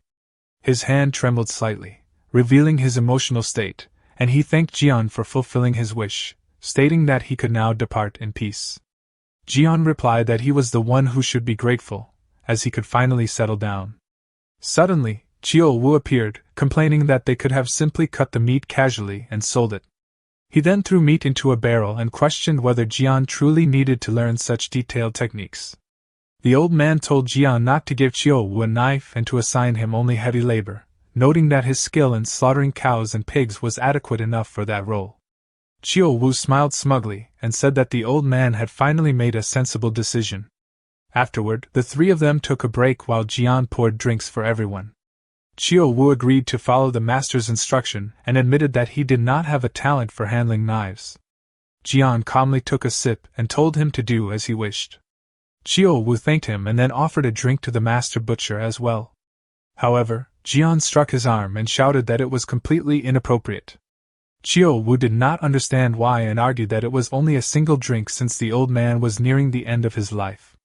The master butcher then perked up and stated that even if he were to die at that moment, he could not refuse a drink on such a day. At the old man's excitement, Jian showed a shocked and speechless expression.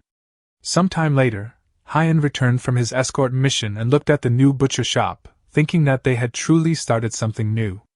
Suddenly, his sister appeared while sweeping the place and excitedly asked when he had arrived. Haiyan immediately stepped forward and took the broom from her, telling her that her body was weak and she should not be doing such work. The young woman replied that it was nothing much, then added that Jian had taken over the butcher shop. Haiyan said he had already heard on the way. She replied that since Jian had worked so hard to obtain the butcher shop, it should not be left dirty. Haiyan told her to stop. He then placed his bag on the table and asked whether the business at the new butcher shop was going well. She replied that it was not yet, explaining that only a few days had passed since the previous owner's death and the official opening, so it would be unreasonable to expect immediate success. Haiyan then asked about the old owner passing away. She explained that he had passed peacefully on the night Jian took over the butcher shop. At that moment, Jian entered the room carrying a tray. Noticing Haiyan, he asked when he had arrived and said he had been worried because the escort mission had taken so long. Haiyan replied that he had just returned and was fine, but added that Jian had truly caused an incident. He also said the escort mission had not been long at all and had ended quickly. Jian responded that it had turned out that way and asked if Haiyan disliked it. Haiyan said he did not dislike it, but was simply surprised. He had never imagined Jian would take over a butcher shop. He then asked whether it would truly be alright, noting that it was a famous establishment, and that the former owner was highly skilled. He warned that even a slight drop in skill would lead to constant criticism, and that even doing well would only barely break even. Jian reassured him not to worry, stating that he had confidence, and that if they were to make a living, all of them would need to work hard. Suddenly, Guangho appeared in the distance, shouting desperately for his siblings. Jian stopped what he was doing and asked what was happening outside. The youngest rushed in and shouted that they had finally arrived. Chiu Wu lost patience, grabbed him by the ear, and demanded that he stop talking nonsense and explain properly. Guangho shouted for him to let go and complained about the violence. Chiu Wu released him and laughed, saying it was a sign of affection, then added that he had never seen real violence, and offered to demonstrate it. Guangho rubbed his ear and declined, saying he had heard the same thing before. He then turned to Jian and revealed that a messenger from the clinic had arrived. Everyone reacted in surprise. Guangho explained that the doctor who had gone to Hangzhou had returned and instructed them to bring the sister immediately. Without hesitation, Jian removed his apron and said they should leave at once. Some time later, they arrived at the clinic, where a large wooden sign stood at the entrance. Inside, Dr. Huang Zhong greeted them and said he had been waiting for their arrival. Jian politely replied that they had rushed over as soon as they received the news and wondered if they had come too quickly. Huang Zhong stated that it was no problem, as the doctor from the main family wanted to see the patient as soon as possible. He then introduced a woman named Huang Yang, who had come to assist with the treatment.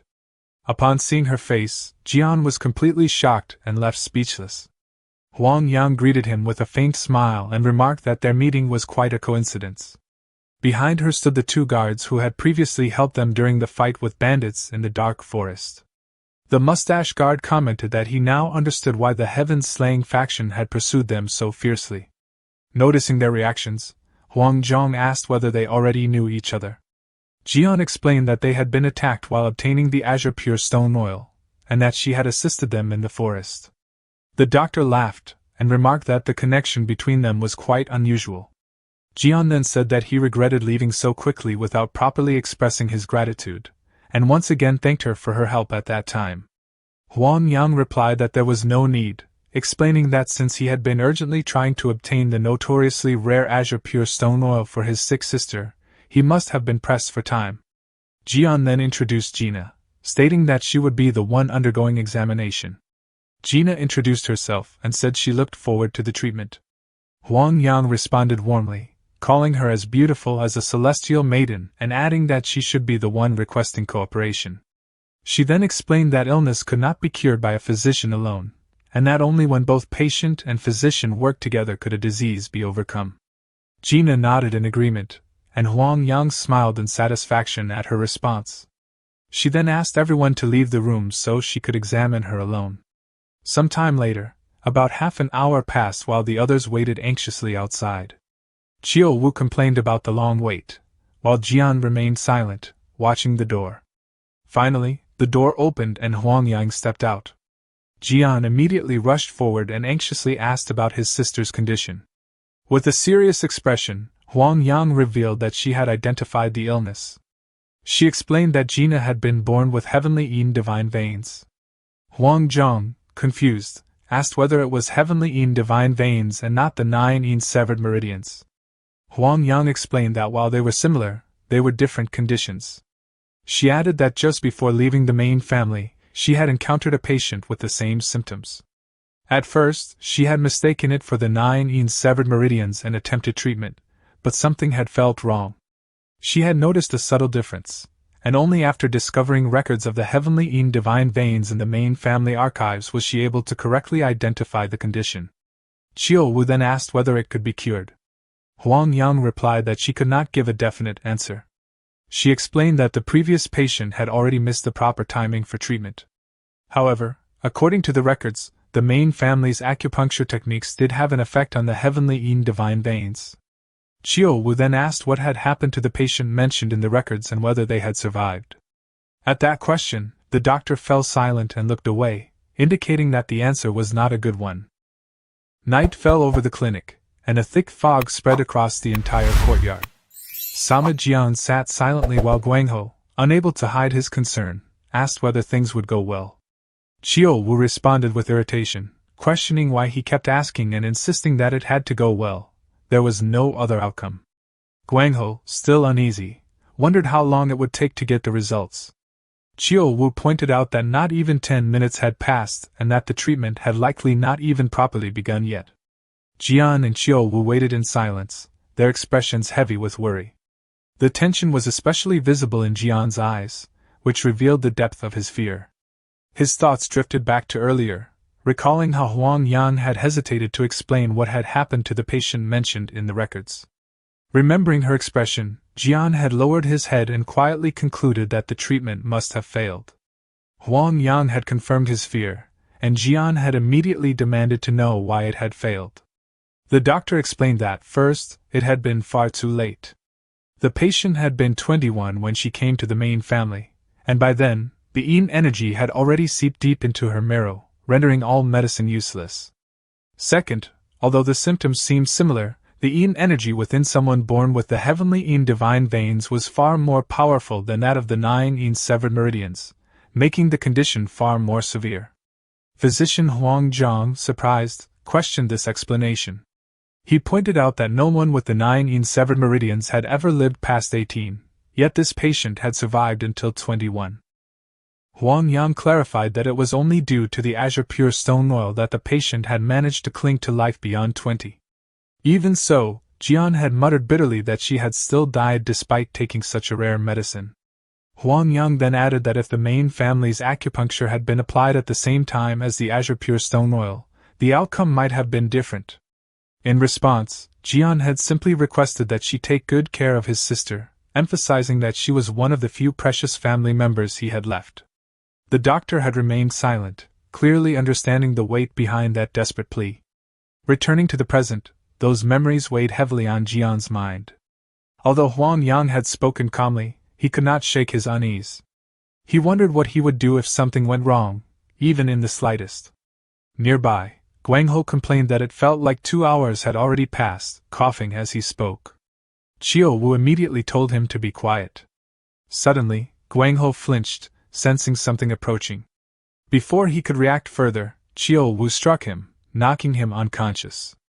Chiu Wu then asked if Jian had sensed it as well. Jian confirmed that he had, his gaze sharpening as he remarked that unwanted guests had arrived. Together they turned toward the bamboo forest from which the presence emanated. The thick fog and dense bamboo created an atmosphere filled with tension and danger. Moments later, a group of armed men emerged, rushing through the trees. Among them, Deng Bek demanded to know their location, while another reported that they were the central guards and needed to hurry. Deng Bek declared that their primary objective was the azure pure stone oil. He assigned the assault on the medical house of the living immortal to himself, the Vice Hall Master, along with Squads 1 and 2, while instructing Squad 3 accordingly. His subordinates acknowledged his orders, and he commanded them to ensure that no one escaped, to secure the front gate first, and to move immediately. The men scattered at high speed to carry out their mission.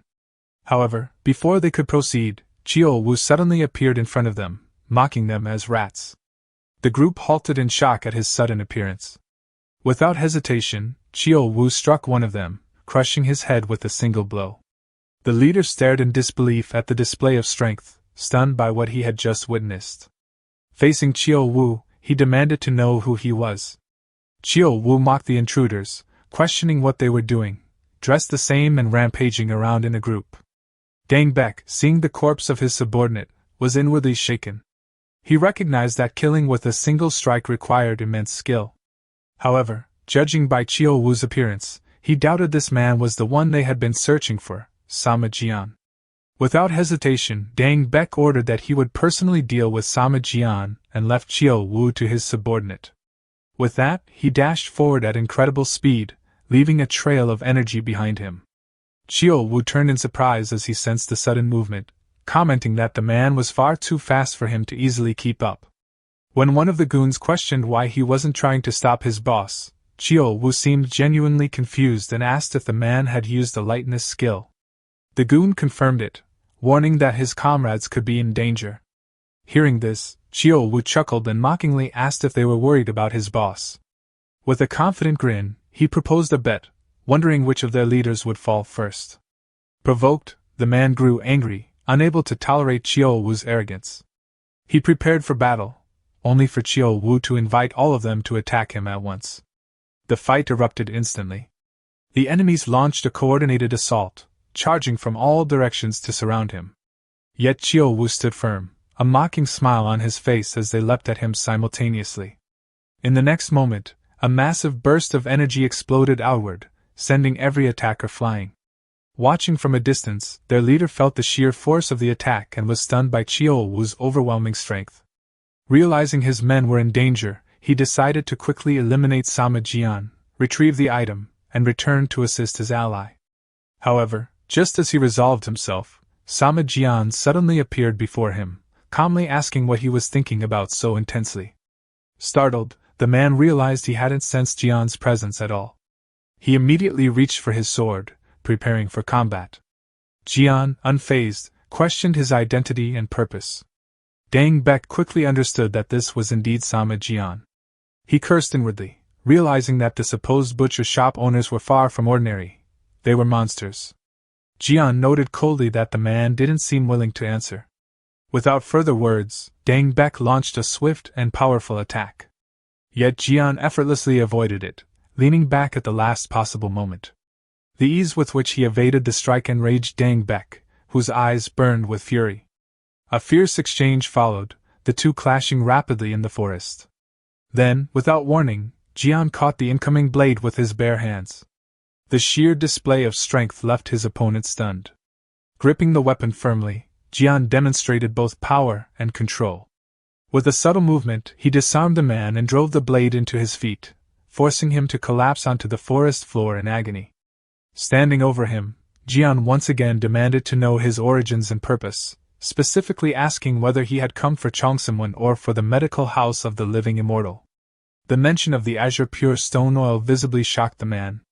Jian deduced their true objective and questioned how they had learned he possessed it, given how few people knew. Facing defeat, the man merely gave a mocking smile, seemingly accepting death. Jian offered him a chance to live in exchange for answers. However, before anything more could be said, the man collapsed lifelessly. Lying on the ground, foam gathered at his mouth, revealing that he had taken poison to avoid revealing any information. Jian immediately understood what had happened and regretted not instructing Chiyo Wu to keep some enemies alive. Just then, he sensed another presence. Moments later, Chiyo Wu appeared and casually asked whether the job had already been finished. Jian asked if he had dealt with all of them, and Chiyo Wu confirmed it with a proud smile. The answer left Jian speechless, his expression filled with disappointment. He realized he shouldn't have sent his companion, as the aftermath of Chiyo Wu's rampage could be seen in the background. Chiyo Wu then asked if the enemy was dead, and Jian confirmed that he had died before revealing anything. With a smirk, Chiyo Wu remarked that it was obvious, given Jian's complete focus on him. He then lamented that they still didn't know who was behind the attack. Jian, however, remained calm, stating that it didn't matter. The azure pure stone oil was no longer in play, and if their enemies came in numbers, they would simply meet the same fate. Chiyo Wu, smiling, remarked that such situations weren't entirely bad. To him, enemies swarming in would at least bring some excitement to an otherwise dull daily life. The young man grew serious and questioned Chiyo Wu's earlier words about boring daily life and vitality, asking if he wanted to see more blood despite having already witnessed so much. Chiyo Wu became slightly embarrassed and quickly clarified that it was not what he meant. Jian then stated that what he truly disliked was having his peace disturbed, and Chiyo Wu agreed with him. After that, Jian instructed Chiyo Wu to clean up the remaining mess by himself. Chiyo Wu was visibly shocked, but Jian explained that he had gotten carried away and would be moving ahead first, leaving the cleanup of the bamboo forest to him. Chiyo Wu complained inwardly, wondering how he was supposed to finish everything alone. Some time later, he eventually arrived back at the entrance after completing the cleanup, and silently acknowledged the job was done. Inside the room, Jian heard the door open and saw Chiyo Wu return. However, upon sensing something, Jian immediately questioned whether he had set the forest on fire. Chiyo Wu gave an awkward laugh and explained that there had been too much blood on the bamboo, then quickly changed the subject, asking if the matter was still unresolved and why it was taking so long. Jian calmly replied that it would go well. Chiyo Wu then mentioned that the family of the living immortal healer was involved and that they even possessed the azure pure stone oil, but Jian interrupted him, stating that the person in question was coming out. At that moment, the door opened and Huang Zhang stepped out, coughing heavily and appearing exhausted. Without hesitation, Jian rushed forward and anxiously asked about his sister's treatment. The doctor explained that the golden needle acupuncture performed that day had gone well and that her condition had clearly improved. Upon hearing this, both companions were left completely shocked and speechless. Overcome with relief and gratitude, Jian took the doctor's hands and repeatedly thanked him for his help. The doctor, smiling calmly, invited them inside so he could explain everything in detail. Inside the room, Huang Yang was seen coughing repeatedly and appearing weak after the procedure. Jian looked at her with a serious and worried expression. Huang Yang explained that the foul smell in the room was due to the expulsion of turbid qi from the patient's body. A guard with a mustache stated that circulating qi should be the priority for her condition. Huang Yang responded that it was not that severe. She further explained that they had done their best using the azure pure stone oil along with her family's golden needle acupuncture, but they had ultimately failed to achieve a complete cure. Jian asked in confusion whether she had not just said the patient had improved. Huang Yang clarified that the patient had indeed improved significantly compared to before, but a full recovery had not been achieved, and she apologized for that. Jian responded that he had heard the procedure was one that could also harm the physician, and he expressed nothing but gratitude. Huang Yang, however, questioned the idea of harm, stating that it had actually been a fortunate opportunity for her. She explained that encountering such a rare condition and being able to use the azure pure stone oil had been valuable, and that treating patients was naturally the duty and principle of a physician. Chiyo Wu showed a furious and dissatisfied expression at the outcome of the treatment. He commented that he had felt uneasy ever since Huang Yang mentioned that others had already failed before. Because of this remark, the doctor's two guards turned serious and visibly irritated. Chiyo Wu then became angry and told his boss that enough had been said, insisting that in the end it was all just empty words. With a mocking smile, he repeated the phrase, "Stroke of luck," adding that it must be nice for her. The guards immediately became enraged and shouted, asking if he was insulting the young lady and the main house. With his eyes glowing, Chiyo Wu questioned whether he had said anything wrong and then released aura shockwaves that pushed them back, leaving the doctor and others completely shocked. A powerful aura surrounded him, but Jian called out his name to stop the escalation.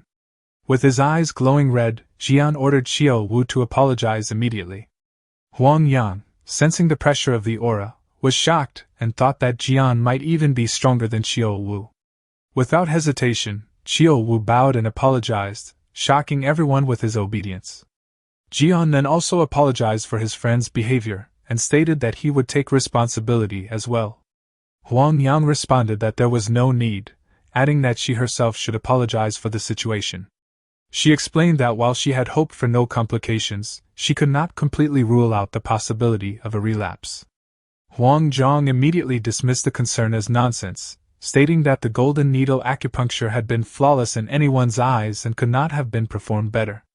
However, he added that the condition was far more vicious than the 9 severed meridians, and there had been a miscalculation. Jian, confused, asked for clarification and tried to understand what had actually gone wrong. Huang Zhang revealed that he had overestimated the power of the azure pure stone oil, shocking Jian. He further explained that the medicine alone was not enough to suppress the illness's energy.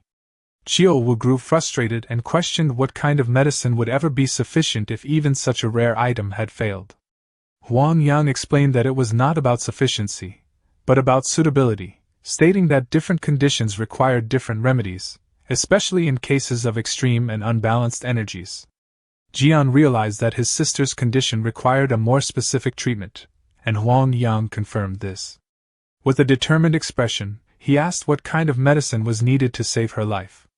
The doctor revealed that the required item was the Shaolin Great Revitalizing Pill. Sometime later, the scene shifted to the butcher shop, where a man was seen walking peacefully on a sunny day. Inside the shop, Chiu Wu was eating and casually asked if they were going to rob someone, leaving Jian confused. The big man then took a drink and clarified that he was referring to the Shaolin Temple. Jian remained silent. Chiu Wu asked if he intended to go, and Jian replied that he would think about it since his sister's condition had improved. Chiu Wu understood that he would eventually go, but Jian firmly refused for the moment. Surprised, Chiu Wu listened as Jian explained that the doctor had assured him his sister would be fine for now.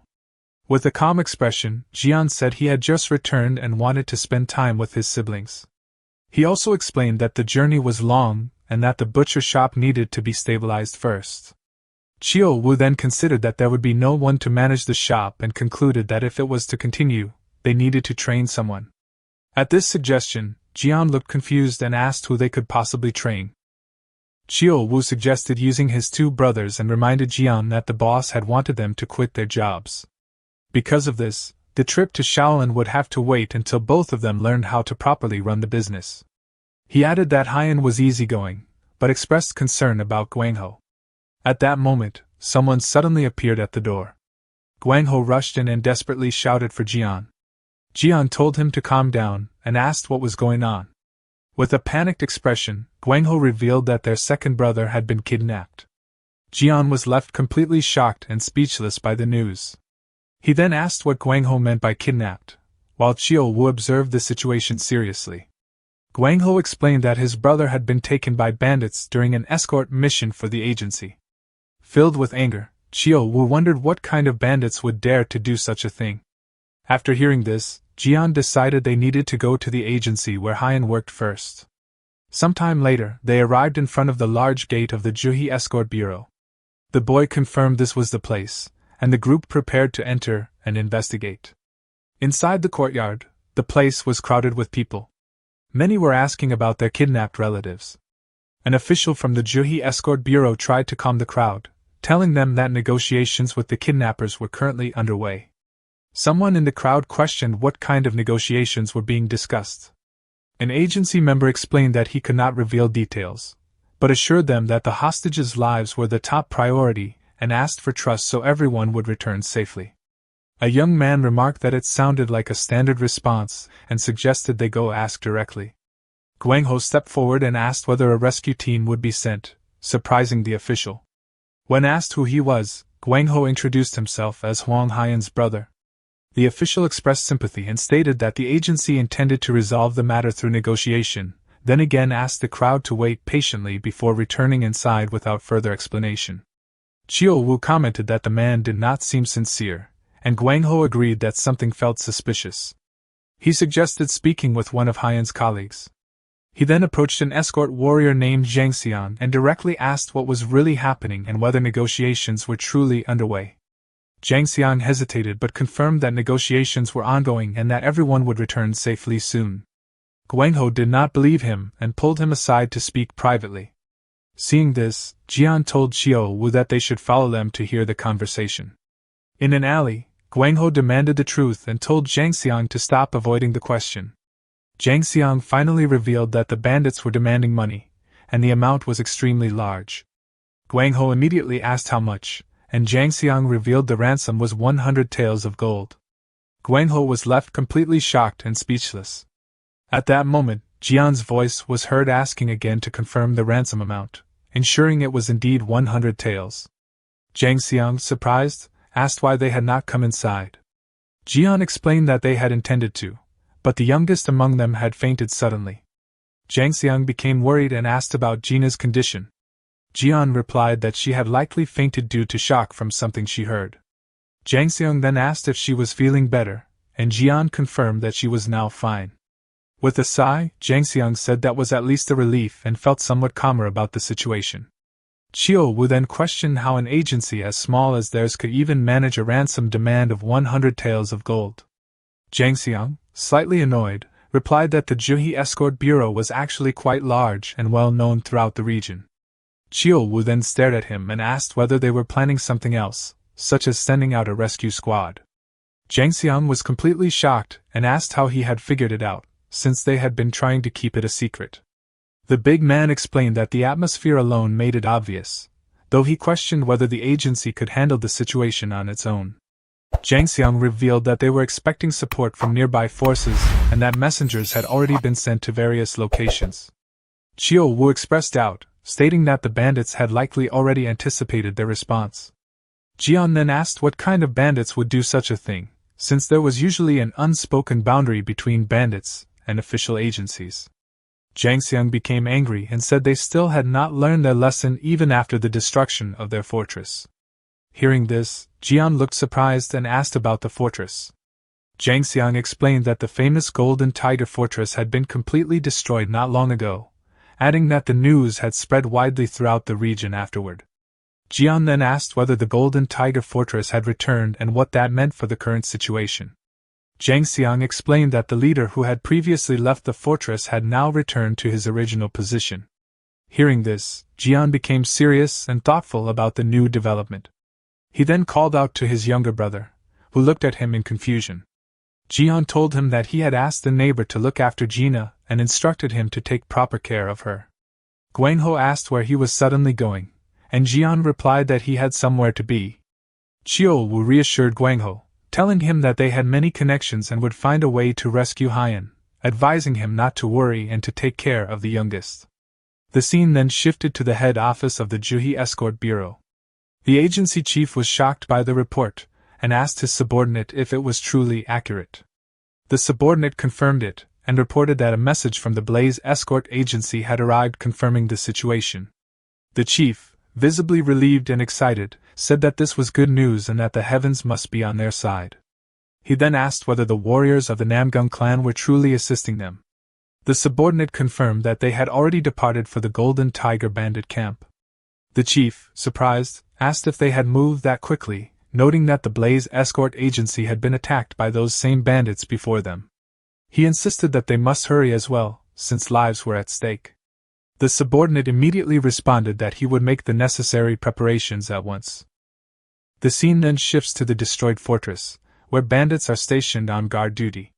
Inside a completely ruined room, a man is seen calmly drinking and eating as if nothing is wrong. The bandit chief questions whether there has been any reaction from the Juhi Escort Bureau and asks how many times they have cut off and sent the hostages' ears. One of his men reports that this is already the 4th time they have done so. The leader becomes furious, complaining that even after 4 hostages, there has been no meaningful response. The subordinate then reports a suggestion that has been made. He explains that the agency cannot prepare the full ransom at once and asks whether they would accept half first. The chief takes a sip of his drink, appearing somewhat interested in the proposal. The man continues, explaining that if half the prisoners are returned, the remaining ransom money will be prepared. The leader angrily complains that the reputation of Great No Guk has fallen and questions who destroyed the fortress while he was away. The subordinate replies that everyone has been mobilized, but no clues have been found. Enraged, the chief crushes the liquor bottle in his hand. His eyes glow as he states that he wants to find the culprits, but rebuilding the fortress must come first.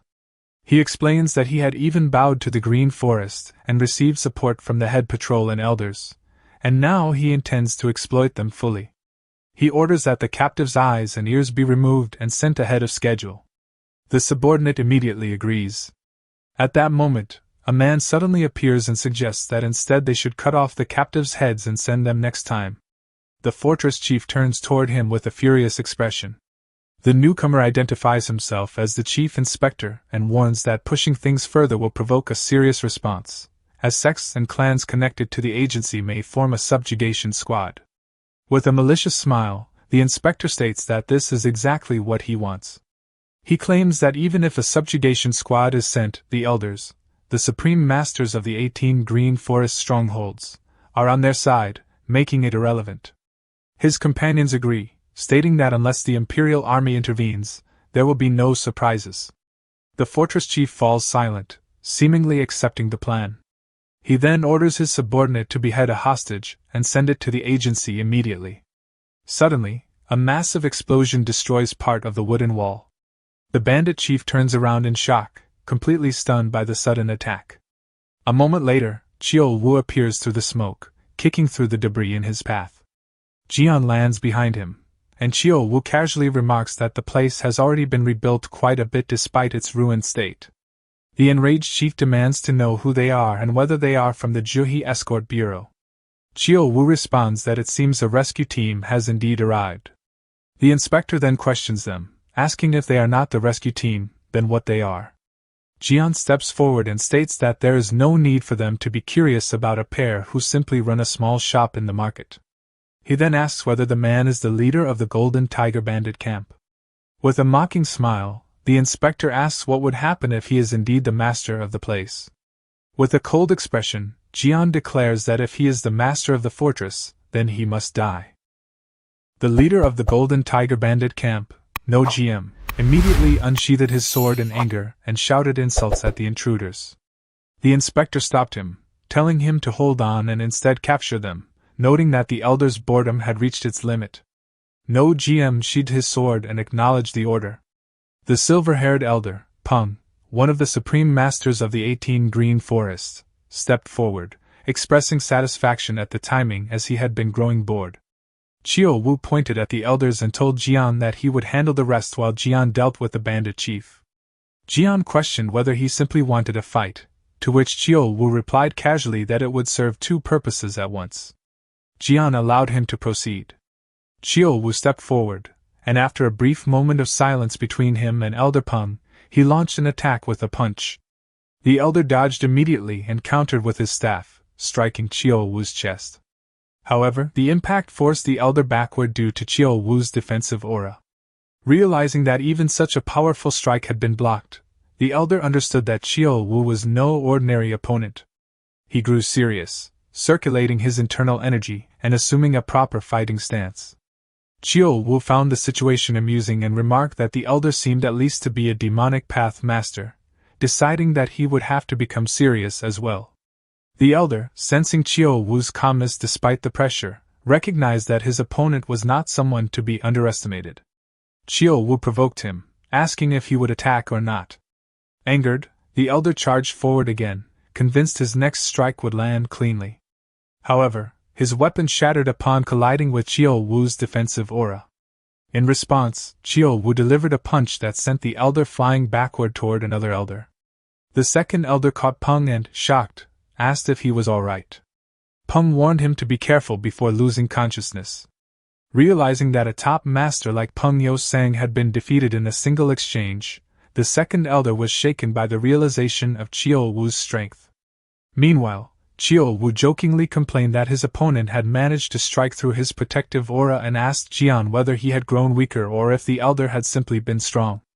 Jian bluntly replied that he had grown weaker. Flustered, Chio Wu admitted that he had become rusty from lack of proper combat, then challenged all remaining opponents to attack him at once. The inspector sought guidance, and the remaining elder decided they would abandon any concern for appearances. He would create an opening while everyone else launched a full assault. The elder charged first, but as he approached, Chio Wu struck him directly in the face while evading his attack, sending him crashing into the ground with enough force to shatter it. The inspector then ordered a full assault. The bandits rushed forward, but their swords shattered upon contact with Chio Wu's defensive aura. Chio Wu mocked them as insignificant, while the inspector warned them to evade his attacks. Before they could react, Chio Wu unleashed a burst of inner energy, blasting them all backward. The inspector, stunned by the overwhelming display of power, could only watch in disbelief. The remaining elder attempted another attack, but Chio Wu welcomed the challenge. The elder, determined not to die alone, gathered all his remaining energy into a final strike. Chio Wu dismissed the sentiment and met the attack head-on. Their fists collided, producing a shockwave, but the elder was quickly overpowered. Seizing the opening, Chio Wu delivered a final blow that killed him instantly. Seeing this, the inspector grew terrified. Chio Wu mocked him for attempting to save himself. The inspector desperately tried to bargain, claiming that his father was the chief of the Green Forest 18 strongholds, but before he could finish, Chio Wu silenced him and crushed his skull, killing him on the spot. Afterward, Chio Wu casually remarked that such moments of violence could be enjoyable. He then informed Jian that everything was finished. Jian turned his attention to No GM, stating that only he remained. No GM, realizing the overwhelming gap in strength, understood that his opponents had effortlessly defeated the Green Forest's top masters. Although he considered retreat, he was filled with anger and unwilling to accept defeat. Jian addressed him, reminding him that he had asked who they were, and suggested that it should be enough to say that they were the ones who had destroyed the stronghold. No Jian, enraged and humiliated, declared that this was the Golden Tiger stronghold and swore to kill them. The scene shifted to a forest nearby, where Chief Escort Hu Yugan of the Juhi Escort Agency was leading the forces of the Namgung clan through a dense path. A young man of the Namgung clan, Namgung Min, complained about the constant thorn bushes along the way. Yugan turned and apologized, explaining that they had taken the fastest route while avoiding detection, which made the road rough. Namgung Min brushed it off with a chuckle, remarking that compared to going after bandits, a rough road was nothing. Namgung Jiang, who was leading the force, apologized on his behalf, noting that he was still young.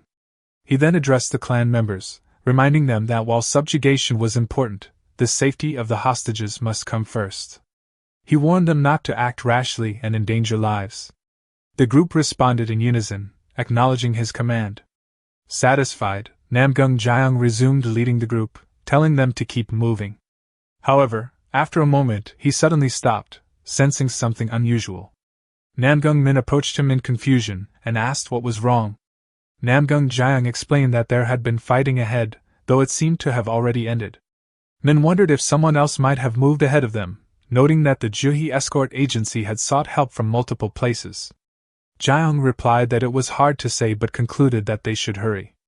Meanwhile, at the Golden Tiger bandit camp, No Jiam launched an attack at Jian, but it was easily dodged. He followed up with multiple energy slashes, yet Jian evaded them effortlessly.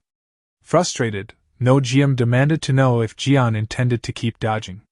Jian calmly questioned whether he was truly that resentful. Confused, No Jiam failed to understand, prompting Jian to clarify that he was asking if he resented the destruction of his stronghold. No Jiam admitted his resentment openly, declaring that the stronghold he had spent his life building had been destroyed and swearing revenge against Jian's clan and village. Jian challenged him, pointing out that the place had been built through exploitation, kidnapping, and suffering, questioning what there was to be attached to. No Jiam dismissed it as the nature of bandits, and questioned why it mattered to Jian. In response, Jian struck him with a powerful punch, knocking him to the ground and breaking his teeth. He then revealed that 12 years earlier, he had been captured on an escort route of the Yunsang Escort Agency, and sold to the demonic cult like livestock. As he spoke, Jian crushed No Jiam's leg underfoot, causing him to scream. He continued, recounting how he had been treated worse than an animal, barely surviving countless near-death experiences before escaping, only to find his family struggling and his mother eventually dying without him present. He then broke No Jiam's arm and kicked him into a wooden pillar, declaring that he had not even been able to be at his mother's deathbed. No Jiam, now defeated, admitted he had never imagined one of his victims would return for revenge. Jian pressed further, accusing him of kidnapping his brother as well and questioning how it could not concern him.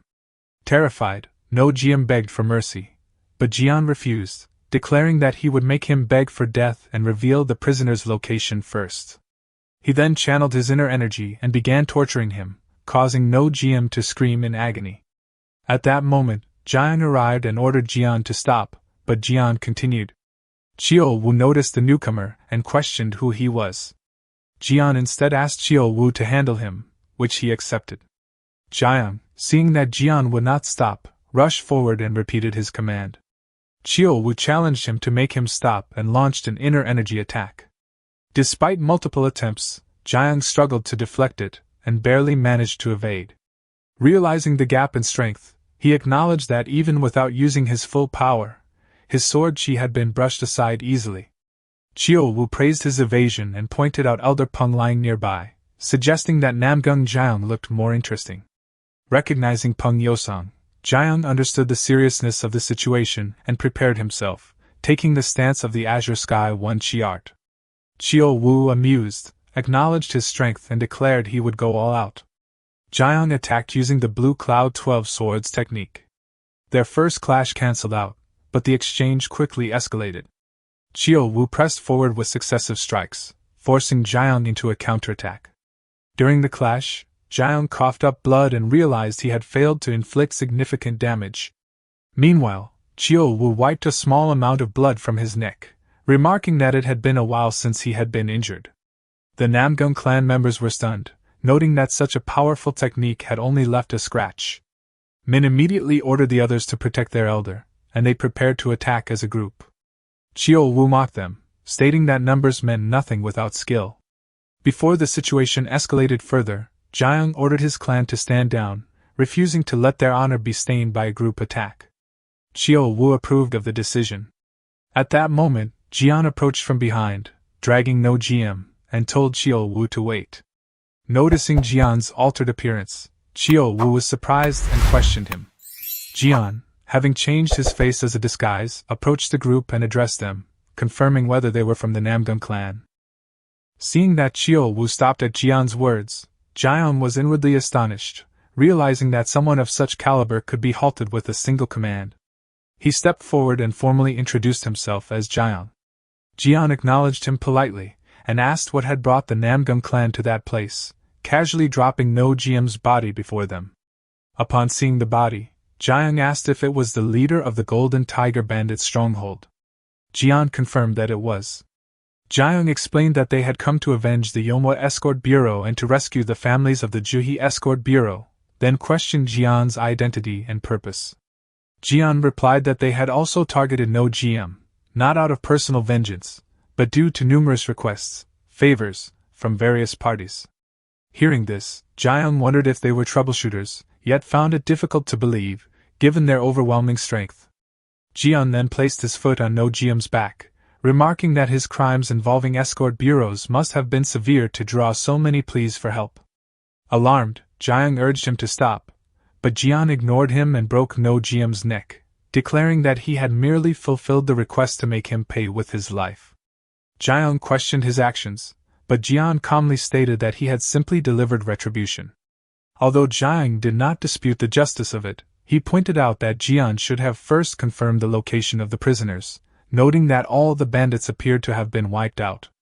Jian reassured him, explaining that No GM had mentioned prisoners while begging for his life and had revealed the location of a hidden underground chamber. Following the directions, the Namgung clan later discovered the secret room. When they opened it, the prisoners cried out in relief, realizing they had been saved. At the entrance, Jiang expressed his gratitude to Jian, acknowledging that his information had been accurate. Jian, however, downplayed his role, stating that with the Namgung clan present, the rescue would have succeeded regardless, and announced that he and Chiu Wu would take their leave. Jiang suggested they meet the people they had saved, but Jian declined, explaining that they had not come for recognition and that their involvement had merely been coincidental. With that, he bid farewell. Jian and Chiu Wu then departed. Afterward, Min asked Namgung Jiang who the two men might be. Jiang admitted he had no idea, stating that he had never encountered such individuals within the Murim world. Min speculated that they might be troubleshooters, but Jiang dismissed the notion, insisting that their martial prowess far exceeded that of ordinary mercenaries. Min then expressed his astonishment at how Chiu Wu had remained unharmed even after taking a direct strike. Jiang agreed, suggesting that he might have achieved the legendary diamond indestructible body, or an equivalent level of external mastery. He added that it was unfortunate he had not been able to see the duel through to its conclusion. Meanwhile, in the forest, Jian and Chiu Wu were on their way back home. Chiu Wu questioned the reason behind Jian's earlier actions. When Jian asked for clarification, he explained that he meant the sudden change in appearance. Jian revealed that he had disguised himself simply to avoid unnecessary complications, explaining that it would be troublesome if word spread that ordinary butchers had destroyed a bandit stronghold and clashed with a Namgung master. Chiu Wu acknowledged that such attention would indeed be bothersome, and Jian added that it could also expose their past, which was best kept hidden. Chiu Wu pointed out that changing only one of their appearances seemed pointless, but Jian replied that it was the best he could do under the circumstances, even if it only reduced the risk slightly. Chiu Wu praised the disguise as convincing despite being done hastily. Jian agreed and suggested they return quickly to prepare for Haiyan's arrival. Later, as they prepared a meal, Haiyan returned home. Jian immediately embraced him, relieved to see him safe. Hyan apologized for causing worry, but Jian reassured him that he had trusted in his safe return, having heard that the Namgung clan had gone to rescue him. Hyan clarified that while the Namgung clan had helped, they were not the ones who had actually saved him. Instead, the bandits had been defeated by someone else. His words caused a moment of silence. He glanced suspiciously at both Jian and Chiao Wu, while Chiao Wu feigned ignorance. Hyan continued eating, then casually asked if he should now learn to work at the butcher shop. Guangho eagerly volunteered to teach him, recalling his own hardships under Chiao Wu, but before he could continue, Chiao Wu grabbed him by the ear and scolded him for not even managing his own duties properly. Dragging him outside, Chiao Wu declared that he would first inspect how Guangho had handled the shop in their absence. Watching this, Hyan nervously asked if he would end up the same way, but Jian reassured him that there was no need, as he and Chiao Wu were sufficient for the actual work. Instead, Hyan would take on the role of the shop's owner, which he readily accepted. The scene then shifted to the Yongo clan. Inside a room, a guard announced the arrival of Lord Zhuaigong. Yongo Yung ordered that he be let in. Upon entering, Zhuaigong confirmed that he had verified the matter. Yongo Yung demanded to know what had happened in Shaoxing. Zhuaigong reported that the Black Cow squad had been completely annihilated. Shocked, Yongo Yung questioned whether the Living Immortal Medical House was responsible. However, Zhuaigong dismissed this possibility, explaining that there had been no signs of a struggle involving them. Yongo Yung agreed, stating that he had not raised such weak subordinates, and began to speculate about other possibilities, including Sama Jian. However, Zhuaigong revealed that the investigation pointed instead to a man running a butcher shop. This baffled Yongo Yung, who questioned how a mere butcher could have obtained something as valuable as azure pure stone oil.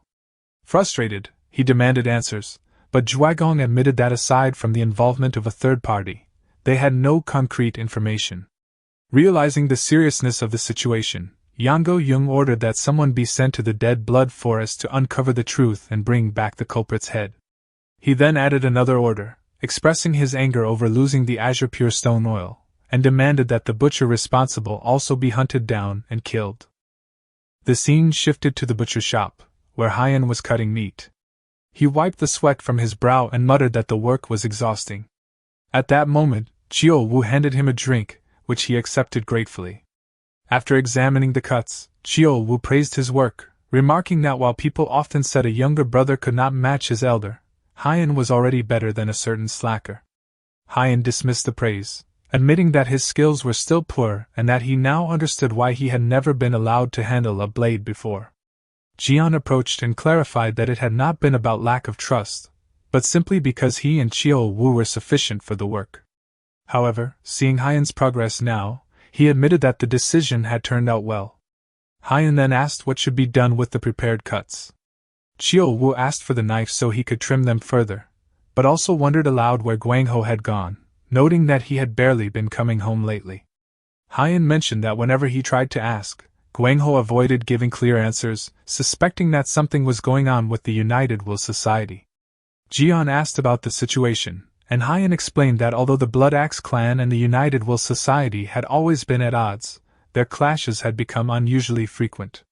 Chiao Wu suggested that they might need to force Guangho to quit, even if it meant beating him into it. At that moment, their sister Gina arrived and bluntly agreed, saying that if necessary, they should break his legs to make him leave the gang. Jian reminded her that she had gone out to buy a book, while Chiao Wu questioned whether she ever tired of reading all day and night, suggesting she should move around more now that she had recovered her health.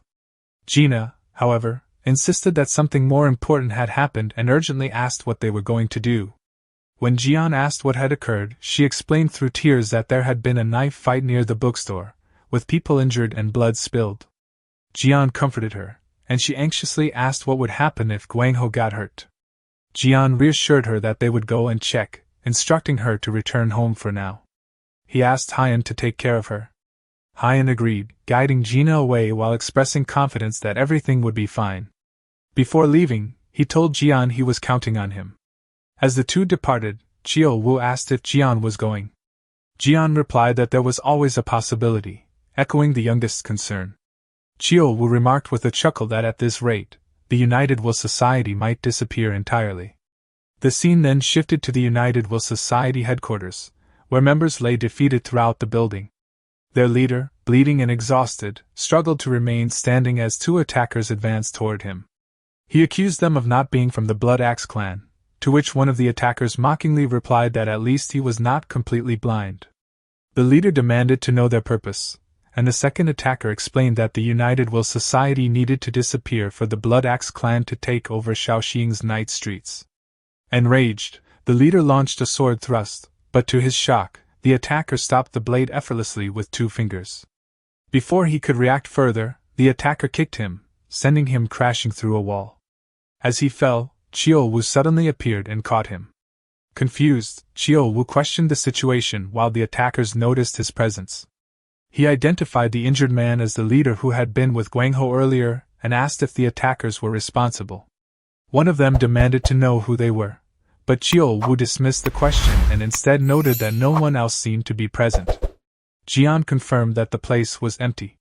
Chiou-Wu set the injured leader down, observing that the United Will Society was effectively finished. He commented on the attacker's skill, initially assuming they were from the Blood Axe clan. However, Jian examined the fallen members and concluded otherwise, noting the precision of the attacks and the absence of wasted movements, something far beyond ordinary street fighters. Approaching the attackers, they demanded to know what had happened and where the remaining members of the United Will Society had gone. The attackers hesitated, recognizing the danger before them. Chiou-Wu warned them that silence would be taken as a wish for death. Under pressure, one of them revealed that the survivors had gone east, to the Guandi Shrine. Jian asked why, and the man explained that it was one of the Blood Axe clan's hideouts, and that they had gone to strike it. Chiou-Wu remarked that it had been a setup, intended to eliminate the weaker forces before targeting the leader. Realizing the implications, he wondered if Guangho might also be there and asked if there were others of similar strength at that location. The man replied that in Shaoxing, there were only the 2 of them. The other attacker attempted to stop him from speaking further, but before he could continue, Chiou-Wu struck him, killing him instantly. With a cold grin, Chiou-Wu urged Jian to continue. Jian then questioned the remaining attacker, pointing out that his actions did not seem like simple employment under the Blood Axe clan. Terrified, the man confessed that they had used the Blood Axe clan as a front, destroyed the United Will Society, and intended to take over Shaoxing's underworld. He further revealed that they had come from Hangzhou. Jian deduced that they might be connected to the Heavenly Killing Gang, but the man explained that they had already eliminated its remnants and taken control of the area. Pressed further, he revealed that they were backed by Nanjing's Flying Dagger Society.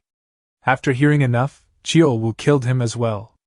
Turning to Jian, he confirmed that they would head to the Guandi Shrine. Jian agreed, and they set off immediately. As they moved, Chiou-Wu remarked that expanding from Hangzhou to Shaoxing suggested something larger was unfolding. Jian, sensing the danger, stated that the situation was worsening and that he needed to bring Guangho back quickly. At that moment, a voice called out to them. It was Guangho. Jian immediately rushed forward and caught him before he collapsed, his expression darkening as he realized something was wrong. Genius protagonists, overwhelming growth, and legendary battles, this is your battlefield. We're just steps away from 20,000 subscribers. Subscribe now and rise with us.